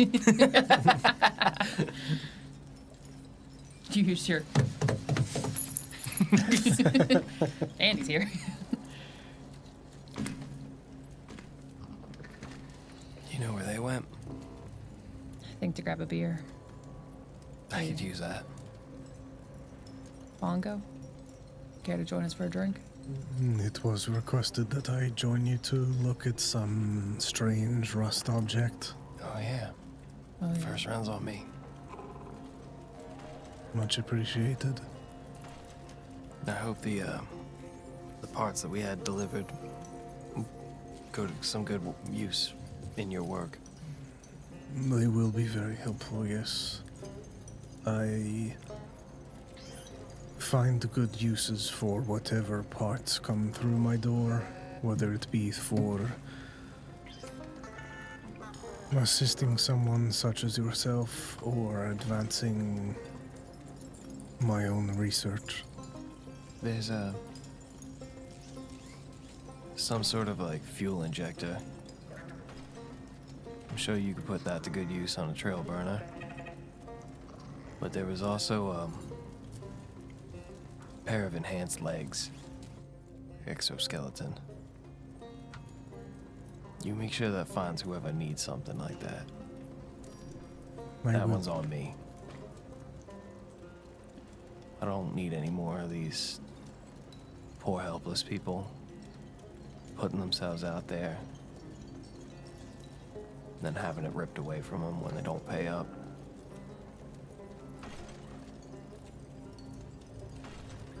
Because that's what the Acai boys did to my friend. They killed him for it. They are a predatory bunch. We'll stop I him am sooner or later. sorry about your friend. Well, they are predatory, but they're just like on my chest. Yeah. Not for long.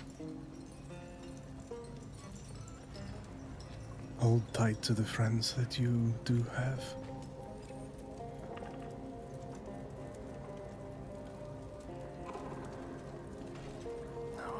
My Warforged friend who was in here earlier. Mark II.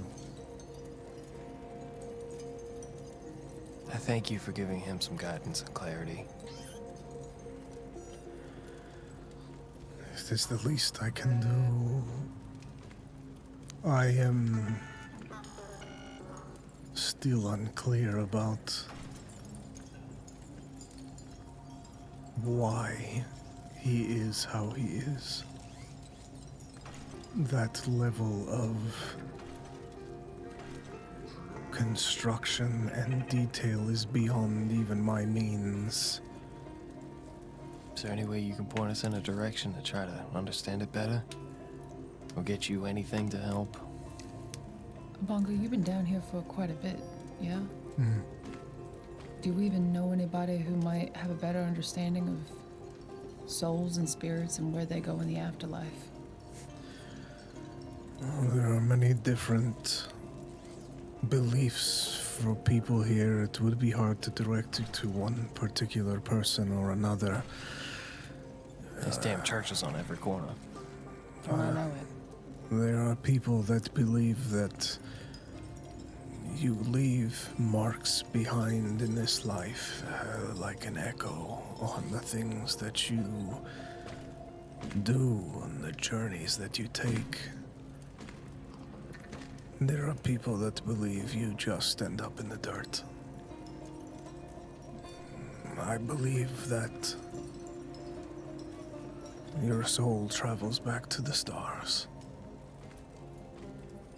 Have you ever heard of anybody communicating with the souls once they've gone back to the stars? People that believe in this resonance. There are ways that you can read it before it goes, but like an echo, everything fades. Do you know if there's somebody we can talk to who has a better understanding of how to connect with them? Resonance? Giant. Fair. No, I think what we need to understand Mark II's situation is someone like Bongo. But somebody who's worked on something like that before. There are very few people that will be able to fully understand what is going on with a man like that. He is unique. I say that I believe that he died before because there is just something in the light that sits behind his eyes. The light that exists in all things that are alive. That inexplicable something. That spark. Not that his is gone, but it is different. Changed. Yes. Doesn't quite twinkle. As if behind a pane of frosted glass. He said that he was built by a farmer. I don't think a farmer would be able to make anything like that. No farmer did that. Do any of his construction styles remind you of someone else's? I mean, the Revelry had its own style. You have your own style.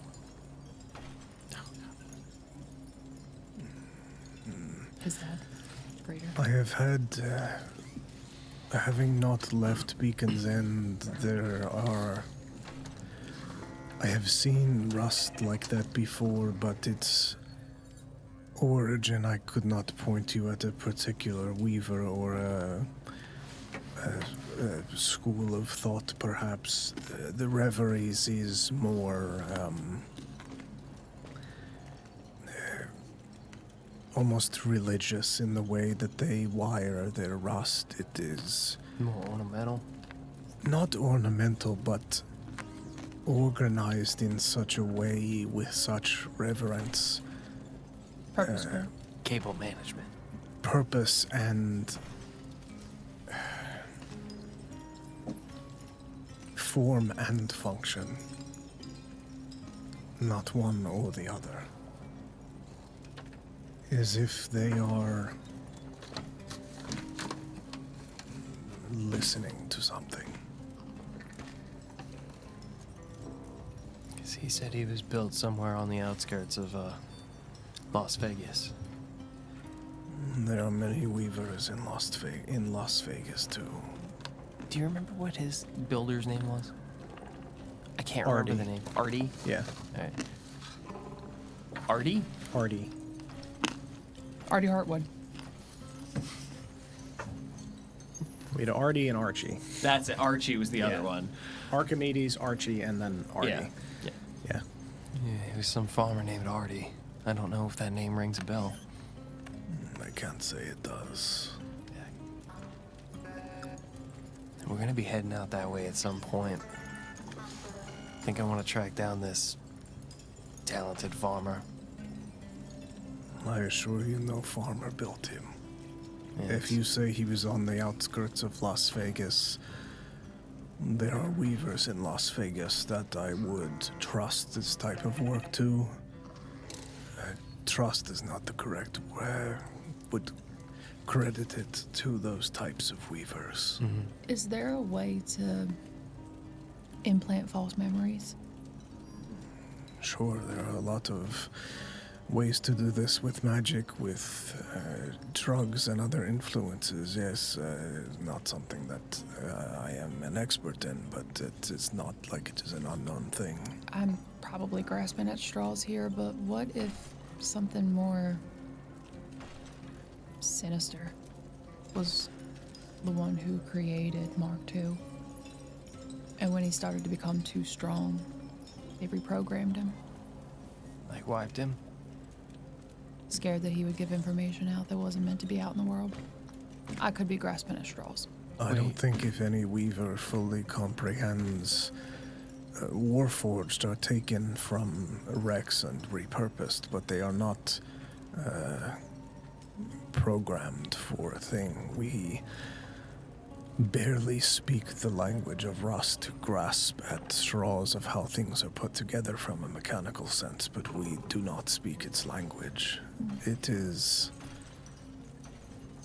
We get pieces of it, but it is not as if we are experts. Wait, you say there's ways to dampen memory that aren't magic?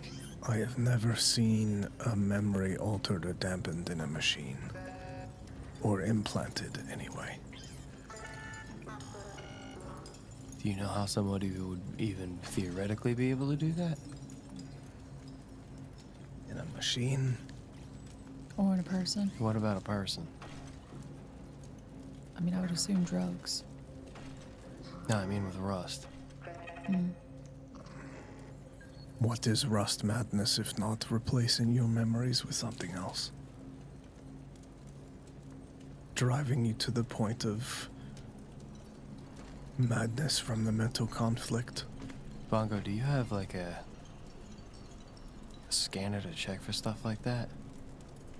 To check for Rust or check for madness? Check for Rust.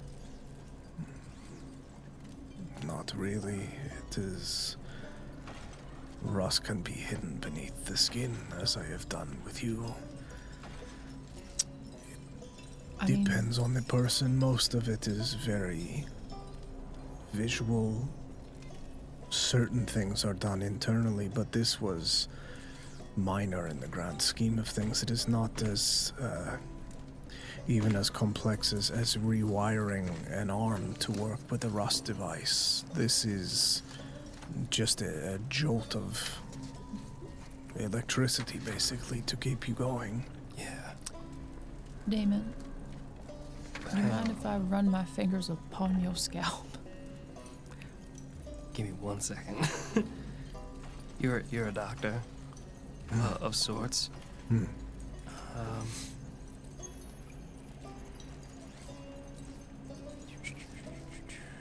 Going back through my paperwork over here, going through my brain real quick. Hold on.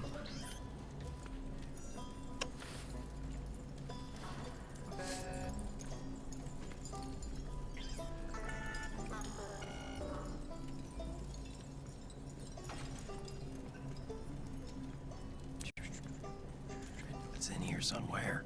God damn it.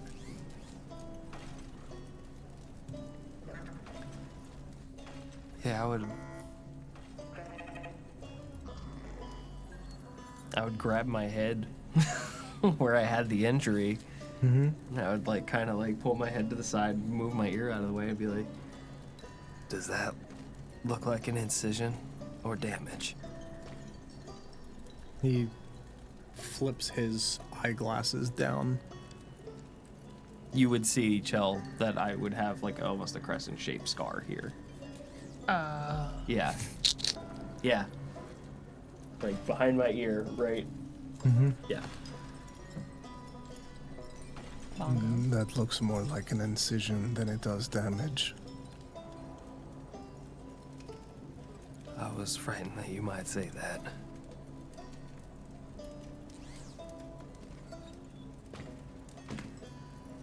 I'm not certain, but I think there might be something in my head.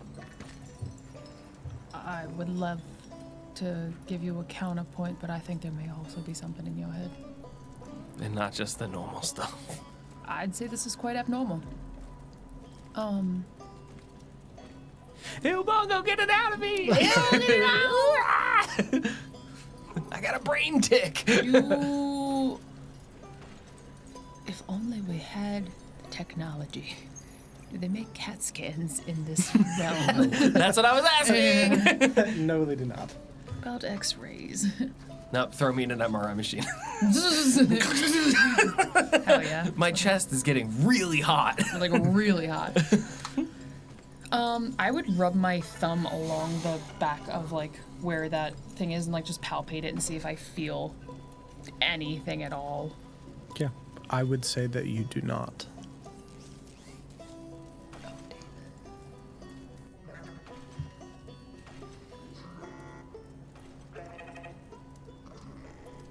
What if it ain't the Feywild that's got me losing my memories? I think you might be right. Let's give you a day to recover from this surgery before we go cutting you open again. Yeah, I don't know if I'm so keen to have someone digging around in my head. It's It's gonna have to happen, though. It certainly is. Are you equipped to handle a job like that? It depends who installed it. I can't guarantee there's even anything in there. If there is something in there, I will need to look before I leap. Lest I scramble your brains. Yeah. Like a bowl of noodles. Delicious udon brain. For drugs that alter memory, the two are primarily clean sleet and drift glass. They are both used for wiping and altering memories. I'm familiar with drift glass. But you consume them, do you not? Yes. I can't imagine something being implanted like that. Unless it was a device. I don't know. When have you always had this marking? Memory's a little fuzzy. I remember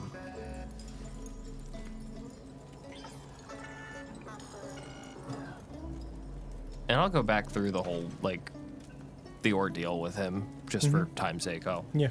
shorten it. But yeah, and then I fell, and I remember waking up on a piece of vibrating metal. My head was splitting, and I thought it was from the impact of falling. There was some blood.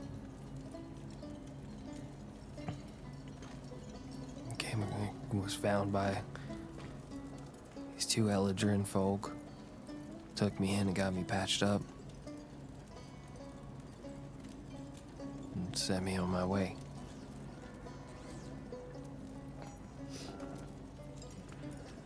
Your memories of wherever you were before, you do not recall having this? As far as I know, no.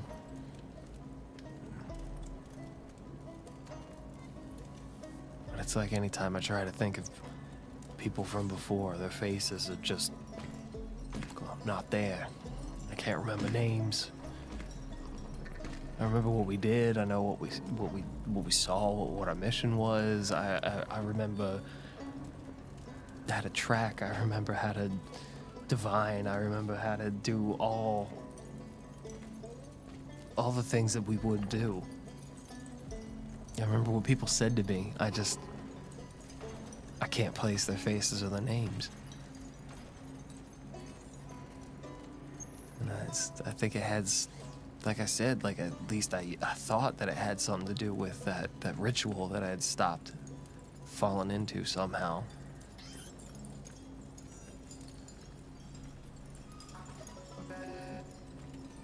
But now I'm not so sure. I don't even know what that was. just remember getting swallowed up by darkness and hearing some voices. If there is something implanted, I am not certain that I will be able to remove it. Weavers do not normally deal with really anything on the face aside from the jaw, the eyes. Something that complex that is connected to your skull, especially if you cannot feel it beneath the surface. Does he have anything down here that would like,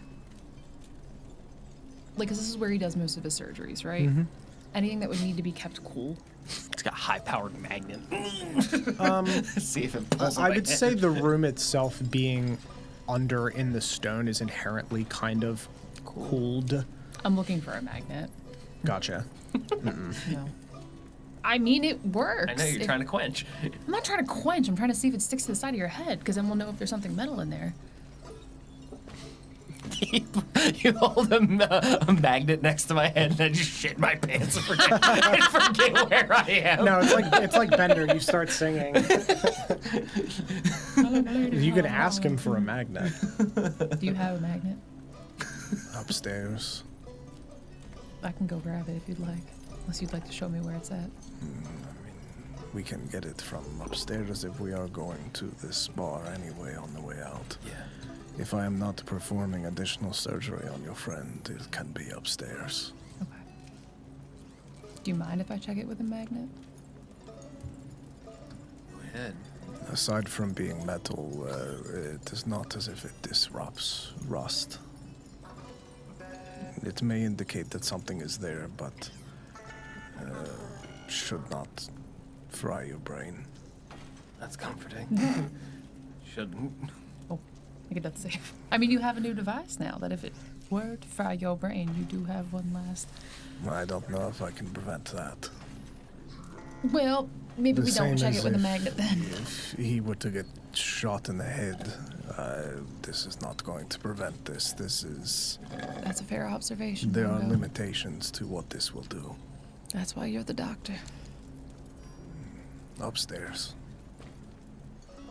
Lead you two back upstairs out of this clean room. I'll like lean on you and hobble out.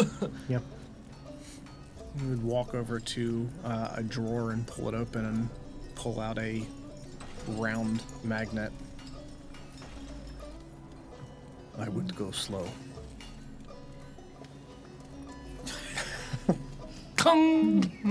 Yeah, I would hold it like loosely in my fingers and like notice it's not pulling towards anything. Just Yeah. get a little bit closer. Jamtown ladies, sing this song, new doll.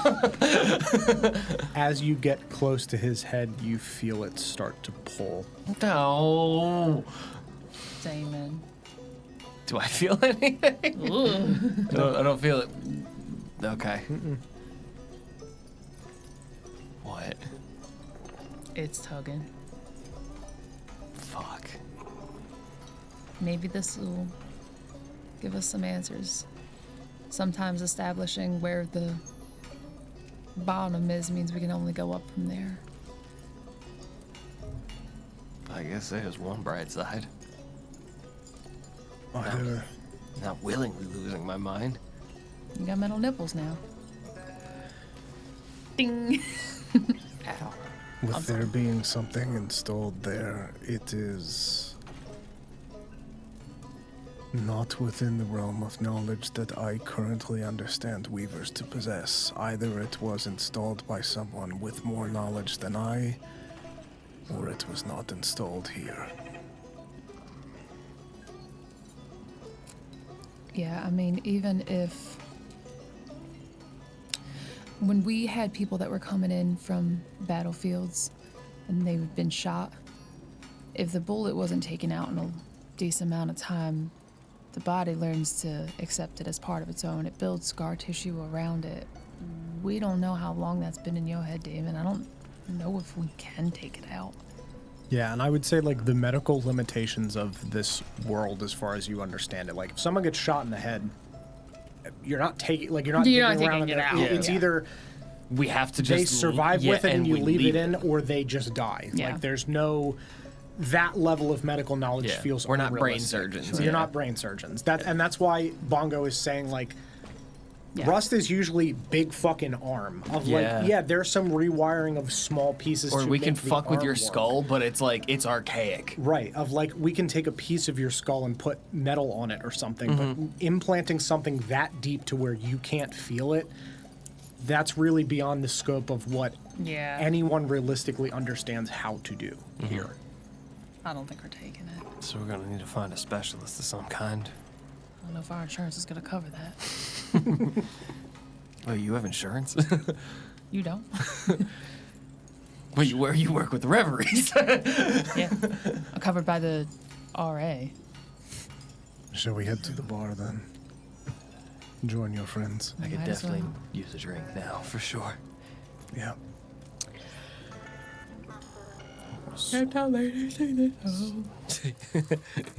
Give me that magnet again.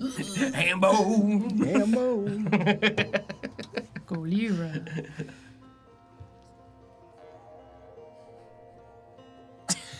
Just him giggling.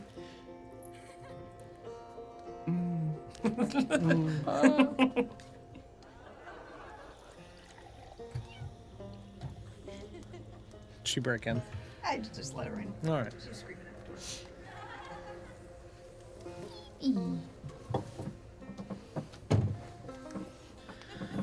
Pull her seat out. So she can hop up.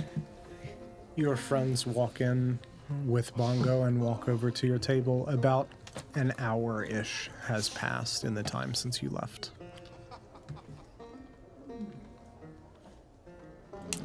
Do they, or does Daimon look the same? Yeah.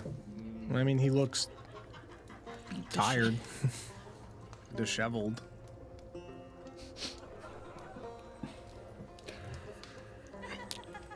Hello, friends. I'm kidding. Well, we have some good news and some bad news. Great. What does that mean? Well, the good news is the surgery went really well. Damon's I lived, bitch. Right. Bad news. we may have discovered why Damon's memories are kind of foggy. Hole in his brain. Really? He's got a scar on the side of his ear that does not look like an injury scar. We think it is some sort of implant. And Bongo is not able to take it out. Oh. We don't know what it is, and Something mechanical? we're not sure. They don't have CAT scans in this era. What's it? Meow. Why would a cat scan something like that? We need a tabaxi. Quick. We need to find a tabaxi doctor. Whatever it is, Look at him. whatever it is appears to be magnetic, but not something that Andy could feel beneath the skin. Does that mean we can stick stuff to him? We tried a magnet. It pulled a little bit. I am scared if it's a device that has mechanical properties to it, that it could alter the mechanical properties of said device. Yeah. That's been going on the whole time we've been sitting here. It's Really good beer. It's near constant. It's the pleasure pit. Yeah, quiet down there. People are trying to have a conversation. I might be dying.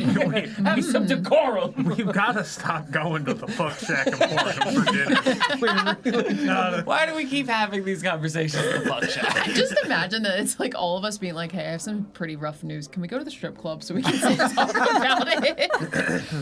All right. So They got good food. you got a Finger foods. device in your head that may be causing you memory loss. Any other concerns about this device here? Tabax? In your head. The tabaxi man? The device in Oh, your head. okay, they said tabaxi. The way you yawned. There's that tabax. Where's the tabaxi? You should take take her out. She's fine. She's gonna make a lot of noise. She's just gonna sit here. All right. Not as far as I know. All right. Did he have any indication as to what he thinks it might do? No. We're not sure. He's not. We're kind of jumping to conclusions on the fact that it could be messing with my memory. All right. Rust is not installed like that in the skull. So we need a human doctor. That I don't- is beyond the scope of what is medically capable here. I am capable of both, but that is not. So let me explain this to you too. So as a healer at the monastery, Yeah. if a person was shot Right. and a bullet was in their skin for an extended period of time, you can't really pluck it out because the body starts to build scar tissue around it. Okay. The fleshy bits in Damon's brain, we don't know how long this device has been there.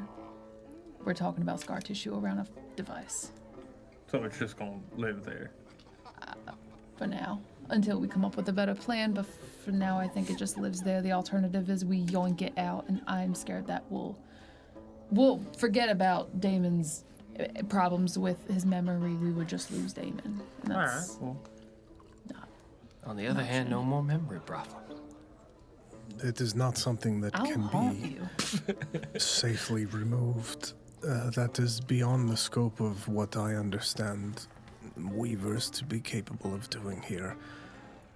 Eyes, arms, some subdermal pieces like I have installed in Daimon, yes, but from that section of the brain and skull we do not touch.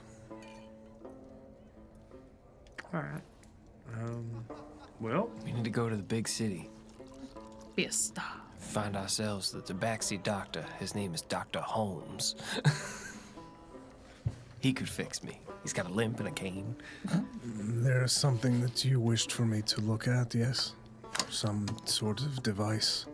right. Just look like a rash. Yeah, here, come with Does this me. look like some rust? Or you know what? Actually, how to the DM? How do I get the device from them? You would have to ask for Lada or the Baron. All right. Who is our server? Who's? You could ask the barkeep. Yeah, I would go to the per. Yeah. Hey, could you have the Baron come swing by the table here? She is out. I can get How about- Lotta for you. Lotta? Alright, yeah, Lotta. Also help. Could you have her bring the device that I dropped off earlier as well? I think we I specifically left it don't know behind. what you're talking about. We left it in the room. It's a We didn't want to bring it out because No, she put it in the safe. yeah. Ace in the Lotta sa- put yep. it in a secret Oh, place. never mind. Yeah, if you tell Lotta the device that Mark II dropped off earlier, she'll know. Okay, Do you mind just grabbing Lada for us? sure. Maybe we shouldn't go telling people that we have a device.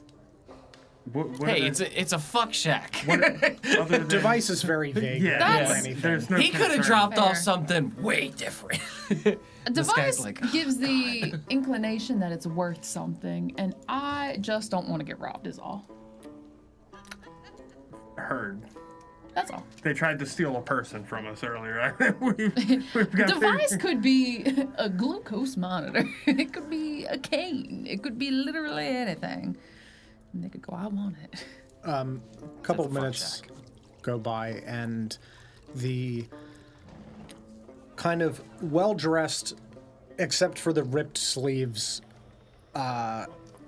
very buff half-orc woman known as Lotta It's a whole lot of woman. walks up to your table. Uppies, please. Big had a woman, bad Big day. woman, please. I've had a tough day. I've had a bad day, please. Tell me I'm good, please. Throw me over your shoulder and tell me it'll be okay. Thank you, Mama. How can I be of service to you? We were hoping to have our friend Bongo here look at that thing that we dropped off earlier in the safe.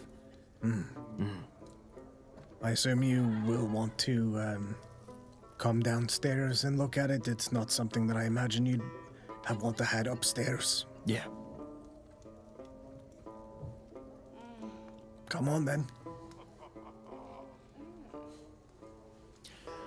What were you drinking? What? While you were at the bar, what were you drinking? Beer. Snatch your beer off the table and bring it with me. I had a bad day. Yep. Grab someone else's I beer just, and need to also get, I carry just need it. to get picked up and have my bottle. That's it. Yeah, we wander down with Lada to. Yeah, she leads you through a private hallway down a set of spiral stairs away from the noise of the bar into the basement. And there is a locked heavy metal door that she opens with a series of presses on a keypad in addition to a physical key and other security mechanisms, and flips it open with a Thank you.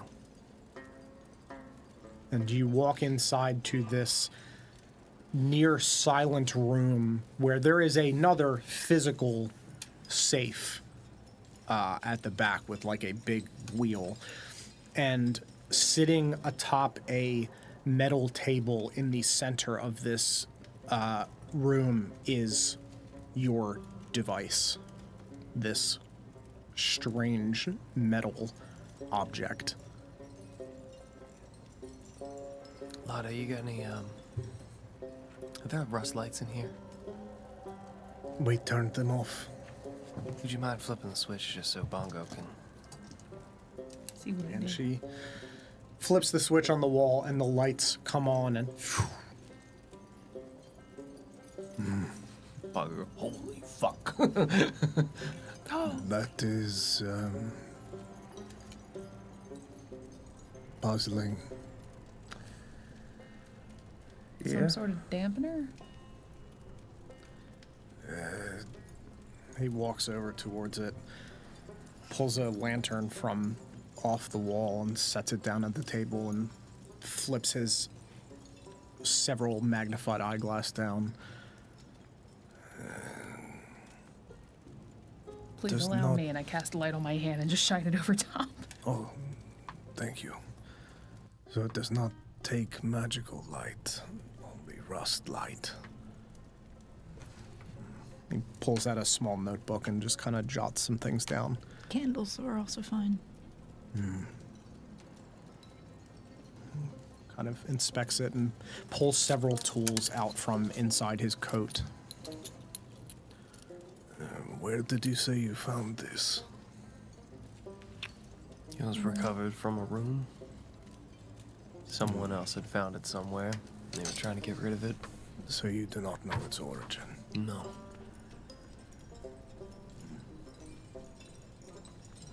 Is the language of rust inscribed on here and on this screen?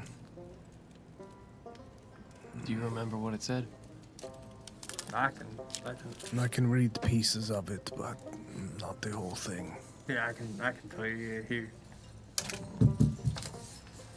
It's so heavy. Oh my god. Let's see why I stopped wearing it on my face. It's just straight up sheet metal.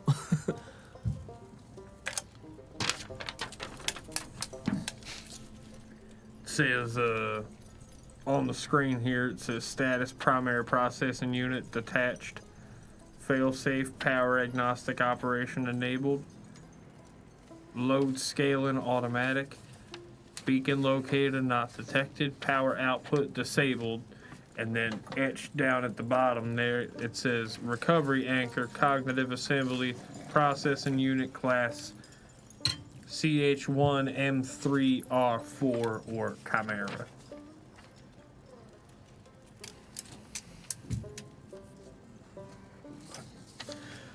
Does not mean much in the... I mean, it alludes to what this might do. This is both a beacon and a locator of some sort. As call and receive, call and response. But Into Damon's head, I would say, do you think he thinks that the dragon's a metaphor?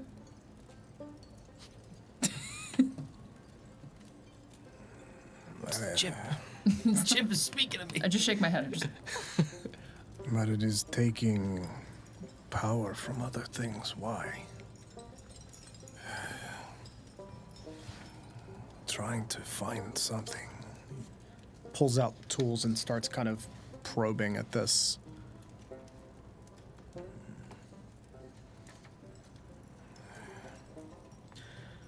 These tubes, this amber liquid, it is some sort of power reservoir, but it is not receiving enough power, I think. Whatever it is trying to locate, I think it is out of range of whatever this is. How much power would this thing need? Depends how far you are trying to locate.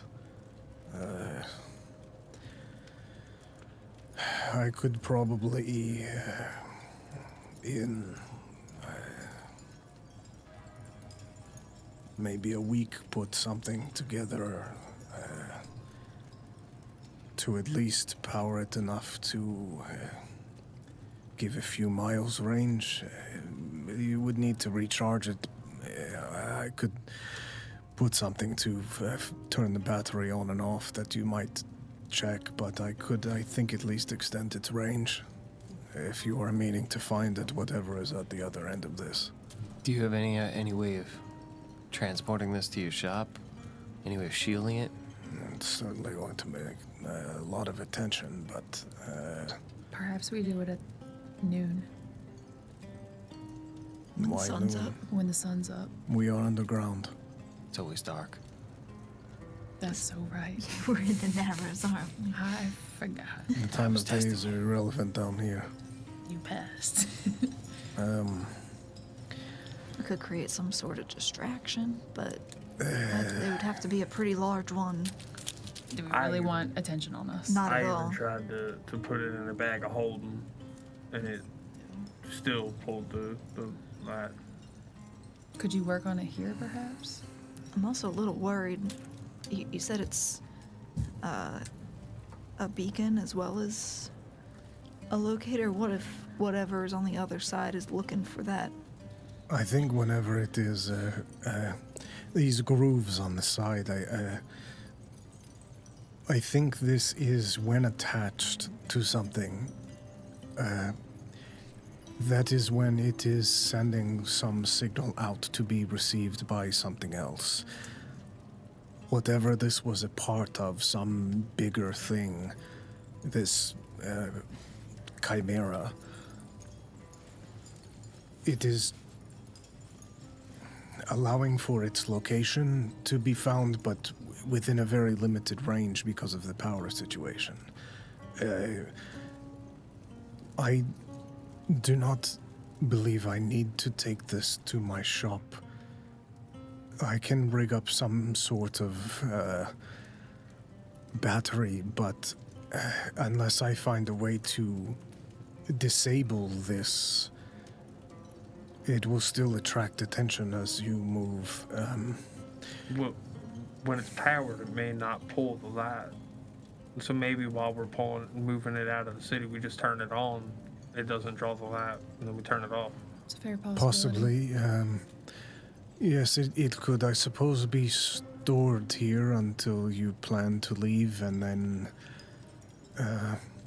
I will still see if there is a way that I can Shield it. disable or mask this in some way, but power may work to get it out of this recovery mode or whatever you said. It is clearly trying to get enough power to locate whatever signal it is looking for, whether this signal exists. Are you comfortable keeping it at your facility? I will keep it here. I can bring some things to work on it here. I don't know what effects it would have on things in my shop. I would prefer to bring pieces here, and I cannot really bring it there safely without attracting attention. I will try with a battery first, and then bring it here and see what I can make of this strange device. The rustricity for the city. Is there some sort of substation down in the cistern tunnels? Yes. We turn the power off. That's probably what he was going down there for. Trying to get the power. Maybe he did figure it out. A lot of the stuff here is not as advanced as somewhere like Clearlux. There are smaller individual power stations for some of the syndicates, but a lot of these are individually powered. There is not a centralized one. Interesting. This is not. You think one of even these small substations would have been enough to power it? Perhaps, but it would knock out an anger. Certainly you would draw syndicate attention if it sucked all of the power out of a power station, yes. Interesting. But they are small here. These larger areas like the hydroelectric power in Windfall or some of the more advanced rustricity in Clearlux, as Beacon's End is... I mean, there is no rail line here. This is a place that people escape, not a place that is privy to some of those centralized advancements. And with one of those more advanced substations, that kind of power, with something like this, You would extend the range relatively significantly, I would imagine. Maybe not hundreds of miles, but just grasping at concepts here. I don't know how much power this thing needs. maybe that's why Morgan was going down there, into the cistern tunnels, Looking for power. looking for power to run this thing somehow. And maybe Roland saw the potential in that. Set out a hit on him, so he could try to claim it for himself. Maybe Roland knows where the other end of this pad is. Maybe he wants it so he can find whatever it's connected to. Or maybe he already knows. And he needs this pad that Morgan had, so he put the hit out on Morgan to get the pad. Morgan knew he needed the pad if he wanted to activate whatever he had going on. So Morgan took and hid this where he couldn't be found. So, small reminder, just because it is a lot of details. The letters seem to allude that Roland did not show up for a meeting that Morgan had sent out a letter to try to get him to come here. Mm-hmm. Morgan Lux was looking for something for Roland. Roland did not show up before he seemingly went insane and the Glassjaws killed him. Oh, Not to say that you're not on the right track with that Roland would absolutely care what this is, but Morgan alluded in these crazed letters that he is not certain that Roland got the message because he did not show up. And that is part of the conversation that she overheard with Morgan and some other figure. With Morgan and some other figure, that he didn't show up and I don't know what this is. when was the most recent correspondence that we know of with Roland? When did that happen? The video. It would have been slightly before, presumably slightly before his death 6 months ago. If he was trying to get him to come here, that's the last time that, slightly before that he would have had to somehow message Roland to come here because he couldn't travel with it. Only because I'm positing that the fact that, Roland might be fucking dead. Yeah, I was gonna say, has anyone heard from him? Because if, the hit got out on fucking Morgan, it could have been out on fucking Roland. And everyone Somebody in that conversation Well, had it I will say tapped. that you don't know that there was a hit on Morgan Lux. The Yes. Glassjaws killed Morgan Lux. You're basing that off of your assumption that there was a hit put out on him. Yeah. Well, I mean, I it's didn't just- assume there was a hit. Absolutely. Yeah. But that's No. just the. We're just assuming, You're like, talking in the right We're direction. assuming that this whole time that Roland is alive, and like there could be the possibility he didn't show up because he's dead. The only. Ulysses used his name In Richards. in Richards. I feel like he would. No, if No. The presumption, I would agree, is that Richard would likely know if Roland was dead. If Okay. Roland is this big rustricity baron, the word would have gotten out if he just went missing or was dead. Speaking of But Baron, it's a good thought. I feel like if anyone would know how to get in contact with him, the Baron would have a connection. Roland? She's connected to almost everybody in the city. Sure. Well, If- Roland's not in this. Roland's not here. Roland's in Clarelux. She's got connections with other syndicates. Maybe she could send out word. I don't know. It's just more pieces to the puzzle. I don't think we have it all yet. I wish Ulysses was here. We sent out for Shime, so Yeah, that's a sentiment. Bongo, thank you so much. I will do what I can to try to figure out what this is.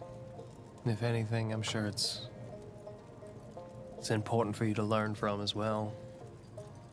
Anything that can zap like rustricity like this. Something like this that could take out a power station. That is something people would kill for. Yeah. And we're going to end there. Well, Well, yeah, I was gonna say not a single whip. There it is. Thank you all for hanging out this evening. I hope you enjoyed the episode. If you're new here, make sure you follow so you can find your way back because the sands of time don't flow like that. They don't. If you're new, you can check out our website, NotGreatRPG.com. We've got links to our podcast, to YouTube. We've got text recaps for the episodes, information about things that you can find. Hey, JG Evans, good to see you again. How you doing? Hello. What up? Howdy. But yeah, we'll be live again next Monday at 6:30 p.m. Eastern Time for the next episode. This was episode 20, y'all, which is pretty exciting. wow. That's super cool. So yeah, thank you all Sands so don't flow much. like that Sands- at all. they don't. Don't be flowing like that. So thank you all very much for hanging out this evening. We will see you next time, and always be safe out there on the frontier. Goodbye. Bye-bye. Bye.